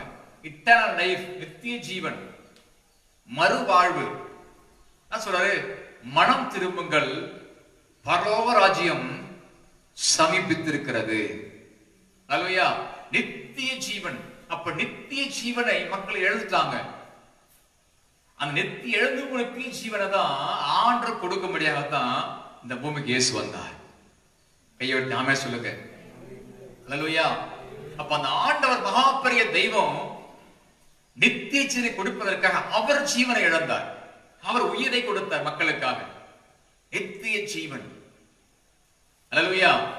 மறு ஜென்மத்திலே இத நம்ம எல்லாம் இந்த பூமியில தான் எல்லா காரியமும் நடக்கும். ஆனா மரணத்துக்கு பிறகு ரெண்டே இடம் தான். ஒன்று நரகம், இன்னொன்று பரலோகம். மோட்சம், இன்னொன்று நரகம். ரெண்டு இடத்து தான் போகணும். நான் கடந்த வாரம் ஒரு நாடகம் கூட நான் உங்களை அமைச்சிருப்பேன் நினைக்கிறேன். யூடியூப்போட ஒரு நாடகம் அமைச்சிருந்தேன். நிறைய பேர் அங்க ஒரு ஊர்ல ஒரு கனவு காண்றாரு. ஒரு வாலிப தம்பி கனவு காண்றாரு. என்ன கனவுனா, பரலோகம் போறதுக்கு டோக்கன் தராங்க. இல்லைன்னா பண்றாரு, டோக்கன் வாங்குறது லைன்ல நிக்கிறாங்க. பரலோகம் போற டோக்கன் லைன் வந்துட்டு இருக்கிறாங்க. அங்க 3 தேவதூதர் நிக்கிறாங்க, லைன்ல வந்துட்டு இருக்கிறாங்க. ஏதாவது என் பேர், உன் பேர், எல்லா பேர் சொல்றாங்க. உன் பேர் இருக்கா? உன் பேர் இல்லை. நீ திருமணம் பண்ண, நீ பாவம் அறிக்கைச்சு அனுப்பிட்டே இருக்கிறாங்க. எல்லா பாவத்தையும் திருப்பி அனுப்பிச்சு அனுப்பிச்சுட்டே இருக்கிறாங்க. ஒரு மனிதன் தேவனுக்காக வாழ்ந்திருக்கிறான். அவனுக்கு பரலோகத்துக்கு ஒரு டோக்கன் கிடைக்குது. ஒரு சகோதரி அவங்க உண்மையா வாழ்ந்தாங்க, ஒரு டோக்கன் கிடைக்குது. நிறைய பேர் வந்தா வருவானுங்க, எனக்கு கிடைக்கும், உனக்கு கிடைக்கும், நான் வாங்கிட்ட பாருன்னு வருவானுங்க. ஆனா அவனுக்கு கிடைக்கல. அல்லேலூயா. அப்ப நித்திய ஜீவன் என்பது நாம் தேவனுக்காக வாழ்ந்தால் மட்டும்தான் அந்த நித்திய ஜீவனை கத்து தருவார். கையில உயர்த்தாம சொல்லுங்க. அல்லேலூயா. இங்க வரக்கூடிய துன்பங்கள் எல்லாம் நான் பார்த்துட்டு நான் வழி விலகி நாம் இருப்போம்னா நித்திய ஜீவனை பெற முடியும். இங்க நம்ம இருக்கலாம், இங்க நம்ம பரவாயில்ல இருக்கலாம். ஆனா நித்திய ஜீவன் ஒன்று இருக்கிறது. அதான் பரலோக ராஜ்யம். அல்லேலூயா. எட்டர்னல் லைஃப், மறுவாழ்வு. அந்த பரலோக ராஜ்யம் போவதற்கு இங்க துன்பம் வந்துச்சுன்னா அதை நீங்க துன்பம் மாறும், மாறாம இல்ல, கட்டாய துன்பத்தை மாத்துவார். பிரச்சனை மாறும், கவலை மாறும், கண்ணீர் மாறும். அதையே நம்ம அதையே பார்த்துட்டு நம்ம தேவனை விட்டு விலகுவோமானால் அந்த இட்டர்னல் வாழ்வு, பரலோக வாழ்க்கை கிடைக்காது, மறுவாழ்வு கிடைக்காது. கையை விட்டு நாம சொல்ல போறோம். அல்லேலூயா. கிறிஸ்துவின் நிமித்தமாக துன்பங்களை வரும்பொழுது நாம சந்தோஷமா ஏற்றுக்கொள்ள வேண்டும். தேவனுக்கு மகிமை உண்டாவதாக. சவுல், கடைசியா சொல்லி முடிக்க போறேன். சவுல் என்ற ஒரு மனிதன் கிறிஸ்தவ மக்களை துன்பப்படுத்துவதற்காக நம்ம பார்த்தோம்னா, அப்போஸ்தலர் நடவடிக்கைகள் 9ஆம் அதிகாரத்துல நம்ம வாசிக்கலாம். அப்போஸ்தலர் நடவடிக்கைகள் 7ஆம் அதிகாரம் 58 ஒருத்தவங்க படிங்க. 8ஆம் அதிகாரம் 1 ஒருத்தவங்க படிங்க. 7ஆம் அதிகாரம் 58ஆம் வசனத்தை படிங்க. அவனை நகரத்துக்கு புறம்பே தள்ளி கல்லறிந்த ஸ்தேவானை என்ன பண்ணாம கல்லறிகிறாங்க. தங்கள் வஸ்திரங்களை கழட்டி சவுல் என்னப்பட்ட ஒரு வாலிபனுடைய பாதத்தின் அருகே வைத்தார்கள். சேவானை கொலை செய்து, அவன் கொலை செய்த அந்த வஸ்திரத்தை, கல்லறிஞ்ச அந்த வஸ்திரத்தை, அந்த ரத்த கரையை கொண்டு எங்க வைக்கிறான்னு சொன்னா, சவுல் என்ற ஒரு வாலிபனுடைய பாதத்தை வைக்கிறாங்க. அவனை கொலை செய்வதற்கு 8:1 பார்த்தோம்னா, அவனை கொலை செய்வதற்கு சவுலும் சம்மதித்திருந்தான். 8:3 படிங்க. அதோட சவுல் விட்டுறல, வீடுகள் தோறும் நுழைந்து புருஷரையும் ஸ்திரீகளையும் இழுத்து கொண்டு வந்து காவலில் போடுவித்தான். சபையை பாழாய் கொண்டிருந்தான் சவுல் என்ற ஒரு வாலிபன். 9:1 சவுல் என்பவன் இன்னும் கர்த்தருடைய சீஷரை பயமுறுத்தி கொலை செய்யும்படி சீறி பிரதான ஆசாரியனிடத்தில் போய், இந்த மார்க்கத்தாராகிய புருஷரையாகிலும் ஸ்திரீகளையாகிலும் நான் கண்டுபிடித்தால் அவனை கட்டி எருசலேமுக்கு இழுத்து கொண்டு வரும்படி தமஸ்குவில் உள்ள ஜெப ஆலயங்களுக்கு நிருபங்களை கேட்டு வாங்கினான். அல்லேலூயா. சவுல் இவன் கிபி 5 அவன் பிறந்திருக்கான் கூட கூறப்படுகிறது. அவன் எருசலேமில் கமாலியல் என்னும் பண்டிதருடைய பாதத்தை கல்வி கற்றவன். மார்க்க அனுஷ்டானங்களில் அவன் பின்பற்றினவன். பரிசேயத்திலே பயிற்சி பெற்றவன். இவன் சனகரிப்பு சங்கத்தை சார்ந்தவன். திறமசாலி, படித்தவன், பண்பாளன். அவனுக்கு ஒரு அதிகாரத்தை கொடுக்கப்பட்டது. என்ன அதிகாரம்னா, கிறிஸ்தவரை துன்பப்படுத்த வேண்டும். அதான் அதிகாரம். அந்த கட்டளை வாங்கிட்டு புறப்பட்டு வேகம் வரான். வீடுகள் தோறும் முள்ள புழுந்து இழுத்து என்ன பண்றான்? யாரெல்லாம் கிறிஸ்தவ மக்கள் வெளியில இழுத்து வந்துட்டு இருக்கிறான், இவன் தான் அதுக்கு தலைவனா இருக்கிறான். கைவெட்டி ஆமென் சொல்ல போறோம். அல்லேலூயா, அல்லேலூயா. இப்படிப்பட்ட ஒரு மனிதனை ஆண்டவர் தலைகீழாய் மாத்துகிறார். சவுல், முன்பு சவுல், அவன் பேர் சவுல். இப்படிப்பட்ட சவுலை ஆண்டவர் அவனை மாத்துறாரு. நீங்க பாத்தீங்கன்னா அப்படியே மாத்துறாரு பாருங்க. 9ஆம் அதிகாரம் 3 படிங்க. அவன் அந்த 2 படிக்கலாம். இந்த மார்க்கத்தாராகிய புருஷரை ஆகிலும் ஸ்திரீகளை ஆகிலும் நான் கண்டுபிடித்தால் அவனை கட்டி எருசலேமுக்கு கொண்டு வரும்படி நிருபங்களை கேட்டு வாங்கினான். இப்ப இன்னும் அவன் சும்மா விடல. இன்னும் அவன் நிருபத்தை எல்லா பேரையும் வாங்கிட்டு பண்றான், புறப்பட்டு போறான். அவன் பிரயாணமா போய் தமஸ்குவுக்கு சமீபமான போது சடுதியிலே வானத்திலிருந்து ஒரு ஒளி அவனை சுற்றிலும் பிரகாசித்து. கையை தட்டி ராமே சொல்ல போறான். அல்லேலூயா, அல்லேலூயா. ஒரு ஒளி. அவன் இன்னும் போய்கிட்டு இருக்கிறான். ஆண்டவர் பார்த்தா, இவன் விட்டா சும்மா விட மாட்டான்டா, இவன் நமக்கு தேவன்னு ஆண்டவர் அவனை சந்திக்கிறார். அவன் தரையிலே விழுந்தான். அப்பொழுது சவுலே, சவுலே, நீ ஏன் என்னை துன்பப்படுத்துகிறாய் என்று தன்னுடனே சொல்லுகிற ஒரு சத்தத்தை அவன் கேட்டான். அதற்கு அவன் முதல் முறையா சொல்றான், ஆண்டவர் இதற்கு முன்பு எதிரியாய் வாழ்ந்த மனுஷன், துன்பப்படுத்துற மனுஷன், அந்த பேரை கேட்டாலே கோபப்படுகிற மனுஷன் இப்ப சொல்றான், ஆண்டவரே நீர் யார் என்றான். அதற்கு கர்த்தர், நீ துன்பப்படுத்துகிற இயேசு நானே, முள்ளில் உதைக்கிறது உனக்கு கடினமாம் என்றார். அவன் நடுங்கி திகைத்து, ஆண்டவரே நான் என்ன செய்ய சுத்தமாக்கிறேன் என்றான். அதற்கு கர்த்தர், நீ எழுந்து நீ செய்ய வேண்டியதை கையை தட்டி கர்த்தரை ஸ்தோத்திரம் பண்ணுவோம். அல்லேலூயா. துன்பப்படுத்த ஒரு மனிதனை ஆண்டவர் சந்தித்து, சவுலை சந்தித்து ஆண்டவர் பவுலாய் மாற்றுகிறார். அல்லேலூயா. ஆண்டவர் சந்திக்கிற கண் பார்வை இழந்தான். திரும்ப ஆண்டவர் பவுலை மாற்றின பொழுது கண் பார்வை திரும்ப கர்த்தர் கொடுத்தார். அல்லேலூயா. இந்த பவுல் தான் ஆண்டவருக்காக பாடுபட்டு இந்த புதிய ஏற்பாட்டிலே அநேக நிருபங்களை, கடிதங்களை அவன் சபைகளுக்கு எழுதி அனுப்புகிறான். ஒரு சபை எப்படி இருக்க வேண்டும், ஒரு ஊழியம் எப்படி இருக்க வேண்டும், ஒரு குடும்பம் எப்படி இருக்க வேண்டும், விசுவாசம் எப்படி இருக்க வேண்டும், ஒரு வாலிபம் எப்படி இருக்க வேண்டும், தீமோத்தேயு, தீத்து போன்ற அதிகாரங்களிலே அவன் தெளிவாய் சொல்லுகிறான். அல்லேலூயா. இப்படிப்பட்ட மனிதனை கர்த்தர் தெரிந்து கொண்டார். நம்ம அப்போஸ்தலனுடைய வாசிக்கும் பொழுது அவனை எல்லாம் இப்ப இவனுக்கு துன்பம் வருது, இவன் துன்பப்படுத்துறான் எல்லாரையுமே, இவனை அடிக்கிறாங்க, துன்பப்படுத்துறாங்க. ஆனா நடுராத்திரியிலே பவுலும் சீலாவும் புதித்து ஜெபம் பண்ணுகிற பொழுது தேவனுடைய மகிமை அங்கு இறங்குகிறது. கையை தட்டி கத்த சோதனை பண்ணுவோம். அல்லேலூயா.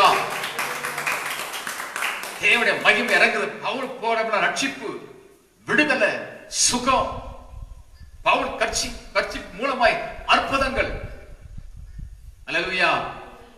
பவுல ஒரு பாம்பு கடிக்குதுங்க, பாம்பு கடிக்குது, பாம்பை தூக்கி நெருப்பு தூக்கி போயிட்டே இருக்கிறான்.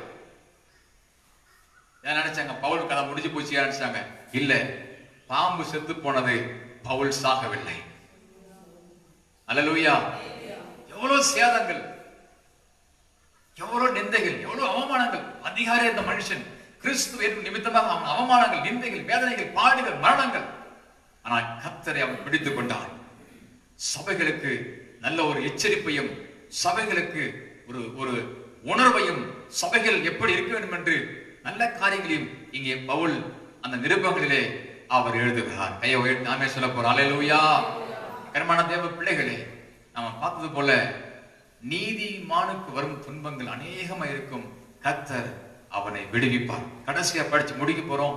சங்கீதத்தின் புஸ்தகம் 90ஆம் அதிகாரம் 15ஆம் வாசிக்கலாமா? சங்கீதம் 90:15. சங்கீதத்தின் புஸ்தகம் 90ஆம் அதிகாரம். தேவரீர் எங்கள் சிறுமைப்படுத்த நாட்களுக்கும் நாங்கள் துன்பத்தை கண்ட வருஷங்களுக்கும் சரியாய் எங்களை மகிழ்ச்சியாக்கும். நம்ம ஜெபம் பண்ணுவோமா? கண்களை மூடி முழங்கால படியிட்டு நீ எழுதி நிக்கலாம், முடியலாம் பரவாயில்ல, எழுதி நிக்கலாம். எல்லாரும் முடி எழுதி நிக்கலாம். உங்களுடைய சௌகரியத்தை பொறுத்து. அல்லேலூயா. தேவரீர் எங்களை சிறுமைப்படுத்த நாட்களுக்கும் நாங்கள் துன்பத்தை கண்ட வருஷங்களுக்கும் சரியா எங்களை மகிழ்ச்சியாக்கும். ஹல்லேலூயா. நீதி நிமித்தம் துன்பப்படுகிற பாக்கியவான்கள், பரலோக ராஜ்யம் அவர்களுடையது. என்னை நிமித்தம் உங்களை நிந்தித்து துன்பப்படுத்தி பல விதமான தீமையான மொழிகளையும் உங்கள் பேரில் சொல்வார்கள், பொய்யா சொல்வார்கள், பாக்கியவான்களா இருப்பீர்கள். சந்தோஷப்பட்டு களி கூறுங்கள், பரலோகத்திலே உங்கள் பலர் மிகுதியாக இருக்கும். தெற்கு தரிசுகளையும் அப்படியே துன்பப்படுத்தார்களே. தேவ பிள்ளையே, கிறிஸ்து ஏற்றுக்கொண்டதுனால ஒருவேளை வாழ்க்கை துன்பங்கள் வரலாம், வேதனைகள் வரலாம், சோதனைகள் வரலாம், பாடுகள் வரலாம். ஆனா தேவன் சொல்றாரு, நான் விடுவிப்பேன், நான் விடுவிப்பேன். நீதிமானுக்கு வரும் துன்பங்கள் அநேகமா இருக்கும். அவை எல்லாவற்றிலிருந்து கர்த்தர் அவனை விடுவிப்பார். தேவரீர் நாங்கள் துன்பத்தை கண்ட வருஷங்களுக்கும் சிறுமைப்பட்ட நாட்களுக்கும் தக்கதை மகிழ்ச்சியாகும். இவ பிள்ளையே, இன்றைக்கு ஆண்டவர் உங்களை தேற்றுகிறார். எத்தனையோ துன்பங்கள், எத்தனையோ வேதனைகள், எத்தனையோ பாரங்கள், சொல்ல முடியாத பிரச்சனைகள், எத்தனையோ கண்ணீர்கள், கிறிஸ்துவ நிமித்தமாக, நீதியை நிமித்தமாக பாடுகள். ஆனால் கர்த்தர் கைவிட மாட்டார். அல்லேலூயா. ஆண்டவரே, மறவாமல் நினைத்தீரையா, மனதார நன்றி சொல்வே. இரவும் பகலும் எதை நினைந்து இதுவரை நடத்தினீரே. நன்றி நன்றி ஐயா, கோடி கோடி நன்றி ஐயா. சொல்லுவோம் ஆண்டவரே, கையை உயர்த்தி, இயேசுவே, இயேசுவே இயேசுவே சொல்லுங்க. இயேசுவே நன்றி நன்றி நன்றி. கோடி கோடி நன்றி ஐயா, நன்றி நன்றி ஐயா, கோடி கோடி நன்றி ஐயா. மறவாமல் நினைத்தீரையா,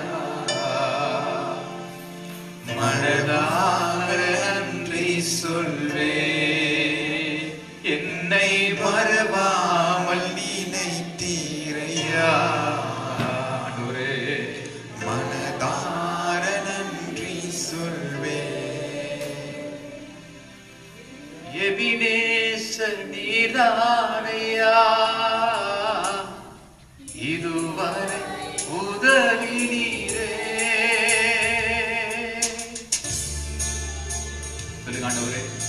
எபினேசர் நீதானையா, ஆண்டவரே இதுவரை நடத்தினீரே.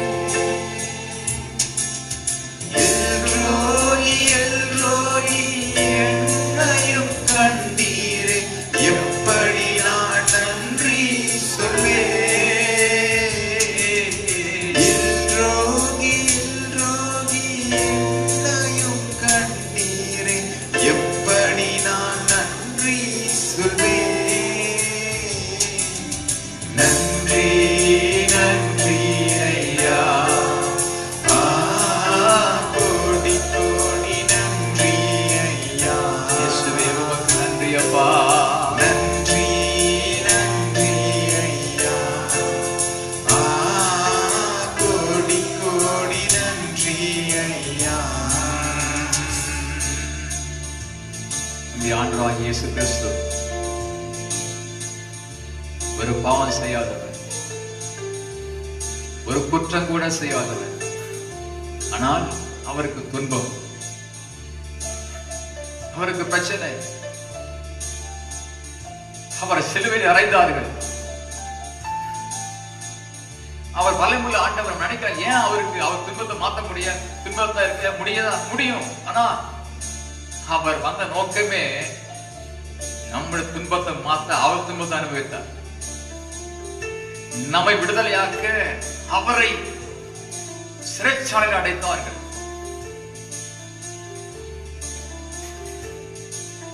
நம்முடைய பாவங்களை மன்னிக்க அவரை துன்பப்படுத்தி, காயப்படுத்தி, அக்கிரமப்படுத்தி, அவர் என்னென்ன பண்ண அத்தனை காரியம் பண்ணி சிறுவேளை இயேசு அறைந்தார்கள். அப்பொழுது கூட இயேசு கிறிஸ்து யாரை பத்தி ஒண்ணு சொல்லல, பிதாவே இவர்களை மன்னியும். தேவன் நோக்கமே இந்த மக்களை மன்னிப்பதற்காக, இந்த ராஜ்ய பரலோகத்தை இழந்த மக்களுக்கு மீண்டும் பரலோகத்தை கொடுப்பதற்காக, மறுவாழ்வை கொடுப்பதற்காக துன்பத்தை இயேசு அனுபவித்தார். சிலுவையை இயேசு சுமந்தார். கைகளில் ஆணி, காலிலே ஆணியை அவர் சுமந்தார். உடம்பில் ரத்தம் கொட்ட கொட்ட சொட்ட சொட்ட அவரை அடைந்தார்கள். மாறி மாறி சாரித்தார், குற்றம் சுமத்தினார்கள். ஆனா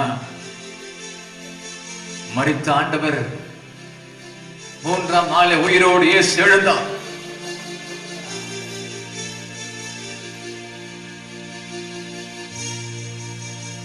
துன்பத்தை அனுபவித்தவர் இயேசு.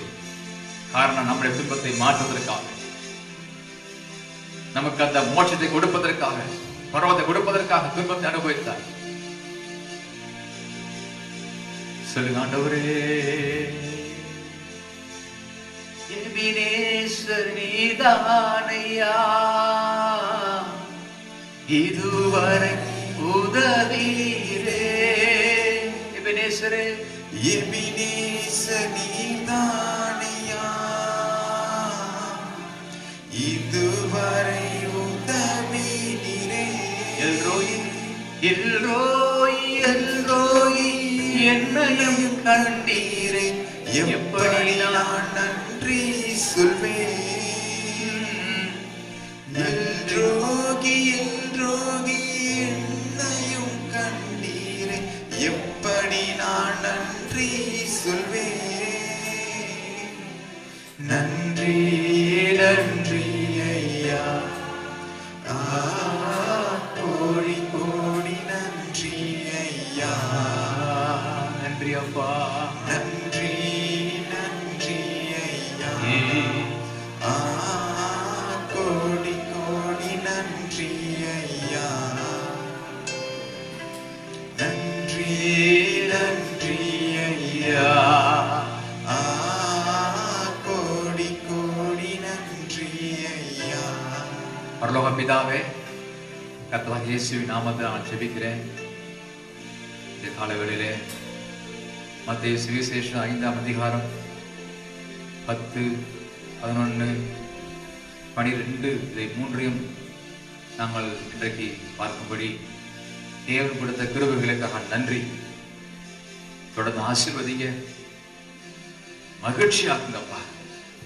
துன்பத்தை கண்ட வருஷங்களுக்கு தக்கதா ஆண்டவர் மகிழ்ச்சியாக்குகிறார். இயேசு கிறிஸ்துவின் நாமத்தில் ஜெபிக்க நல்ல பிதாவே, சிலோபா என் ஆத்மாவே கர்த்தரை ஸ்தோத்திரி, முழு உள்ளமே பரிசுத்த நாமத்தை ஸ்தோத்திரி. என் ஆத்மாவே கர்த்தரை ஸ்தோத்திரி, கர்த்தர் செய்த சகல உபகாரங்களையும் மறவாதே. நம்முடைய கர்த்தராகிய இயேசு கிறிஸ்துவின் கிருபையும் பிதாவாகிய தேவனுடைய அன்பும் பரிசுத்த சமான சந்தோஷமும் நம்மோடும் உலகத்தில் பரிசுத்தவான்கள் யாரும் இன்று சதாக்காலம் இருப்பதாக. ஆமென். அல்லேலூயா, அல்லேலூயா, அல்லேலூயா. ஸ்தோத்திரம். கர்த்தர் உங்களை ஆசீர்வதிப்பார். நாடுக்கு மகிமை உண்டாகட்டும். ஆமென்.